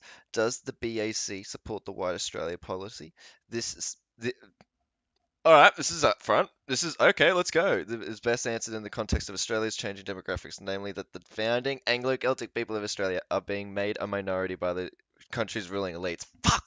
They're so consistent. It's so consistent. The far right fascist dogma is so consistent. This process began when the Australian white policy was dismantled under popular consent in the 1960s without popular consent. Yeah, I don't know about that. 1960s and 1970s, the White Australia policy was created by the Immigration Restriction Act 1901. It was supported by the majority of Australians, who were white. The policy protected Australia's original identity as a British colony by selecting immigrants from the British Isles or from continental Europe. The WAP had flaws, for example, its lack of explicit ethnic goals. Oh, it wasn't ethno-state enough. Instead, by relying on a dictation test, evasiveness was built into the legislation. What they are literally saying there, what they are literally saying is the problem was it didn't explicitly prevent people from basically just non-Anglo countries. Therefore, a few did get through the cracks, and they corrupted it on the inside. The BOC's basic position is that the Anglo-Celtic people that built and defended the nation should remain in control of the Commonwealth. Oh, I knew it was going to be something so pussy shit like that. In a democracy, such control requires a supermajority status, 90% plus of the population descending from the founding ethnic group. What the fuck? These people literally will do the weirdest fucking race science maths. In turn, that necessitates the selection of immigrants of similar descent, i.e. descended from indigenous populations of the British Isles and proximate ethnicities, which is really funny because Anglos aren't even the indigenous populations of British Isles. Is the BAC devoted to fighting Anglophobia? Why? Yep. Anglophobia, vilification of or discrimination against British Isles descended people. I love that it's worded like this because they know how dumb it is. Has been part of the multicultural system from its inception in the 1970s. Oh my god, the whinging. Like other multicultural bodies, the BAC does what it can to call out bigotry. Oh, fuck hell. And hatred. Hang on. And hatred directed at our people. But you don't even know what people you're referring to. You can't even keep that straight. You literally, you keep changing it. Disapproves of such behavior in general. Oh yeah, such behavior in general. Yeah, sure. Like you give a fuck. We seek to establish an enlightened multiculturalism that includes Anglo-Celts instead of scapegoating them. These points are developed in a book. It's written in the book. In the book, Anglophobia. The unrecognized hatred. Why does the majority need safe social havens? Oh my god. A recurring theme of multiculturalism has been the need for safe spaces for marginalized minorities. Typical of neo-Marxist ideology, the terminology is misleading. Oh, there has been no need for safe spaces, but for familiar tribal ones. They always have to make it fucking weird. Diversity tends to be stressful. Oh, does it now? Freedom of association would normally provide the need for familiar. So right now, again, we're just doing ethnostasia in the form of voluntary congregations in selected religious institutions, in neighboring housing areas, in sports groups. The problem with multiculturalism is that it has selectively discouraged or actively banned Anglo-Celts from forming such havens. At the same time, by the way, I really don't think so. Y'all have been able to do it plenty. Anglo-Celts as well. Fuck off. At the same time that it demands or allows them for other identities. Anti-discrimination legislation and watchdog groups are directed primarily at normal ethnic behavior by Anglo-Celts. The BAC maintains that if ethnic havens are allowed, they should be allowed for everybody. There is a reason why these guys only get so far in like an actual, like, I don't know, policy sense in Australia, as opposed to their like being out loud about it. They are much more successful at, because like how everything they would talk about would be just laughed out. Do you respect other ethnic groups' interests? This will be interesting. Although we sometimes have different interests, it supports the right of association, specifically the right of all citizens to be with and care primarily for their own families, ethnic groups, or religions, or any other category. It's so obvious. It's so plain see-through. People from around the world have sought to come to Australia since it was created by Anglo-Celtic pioneers. No, actually, no. They've had reasons to come here before then. Under the Crown, one big draw card has been the stable high trust society that the British built here. Oh my God! Like, to be clear, there is so much fascist, ethno-statist, racist, fucking dog whistling in this. It's just we've gone to a point where they just say it now. It's not even a dog whistle anymore. In which the BAC wishes to preserve, while we respect other ethnic groups' wish for dignity and fairness, that does not justify exposing Australia to the inevitable cost of diversity, the balkanisation of Australia, and the resulting loss of social cohesion are bad for everyone. Oh my God! And then then we're gonna have a weird fucking like dictionary on shit. I bet. Oh, does it oppose authoritarianism? Ugly Islamism.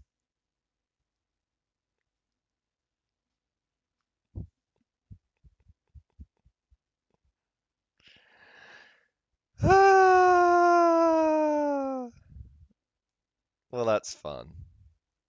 That's fun. Oh my God. What is the ethnic left and the ethnic right? Oh my God, it's a whole fucking thing.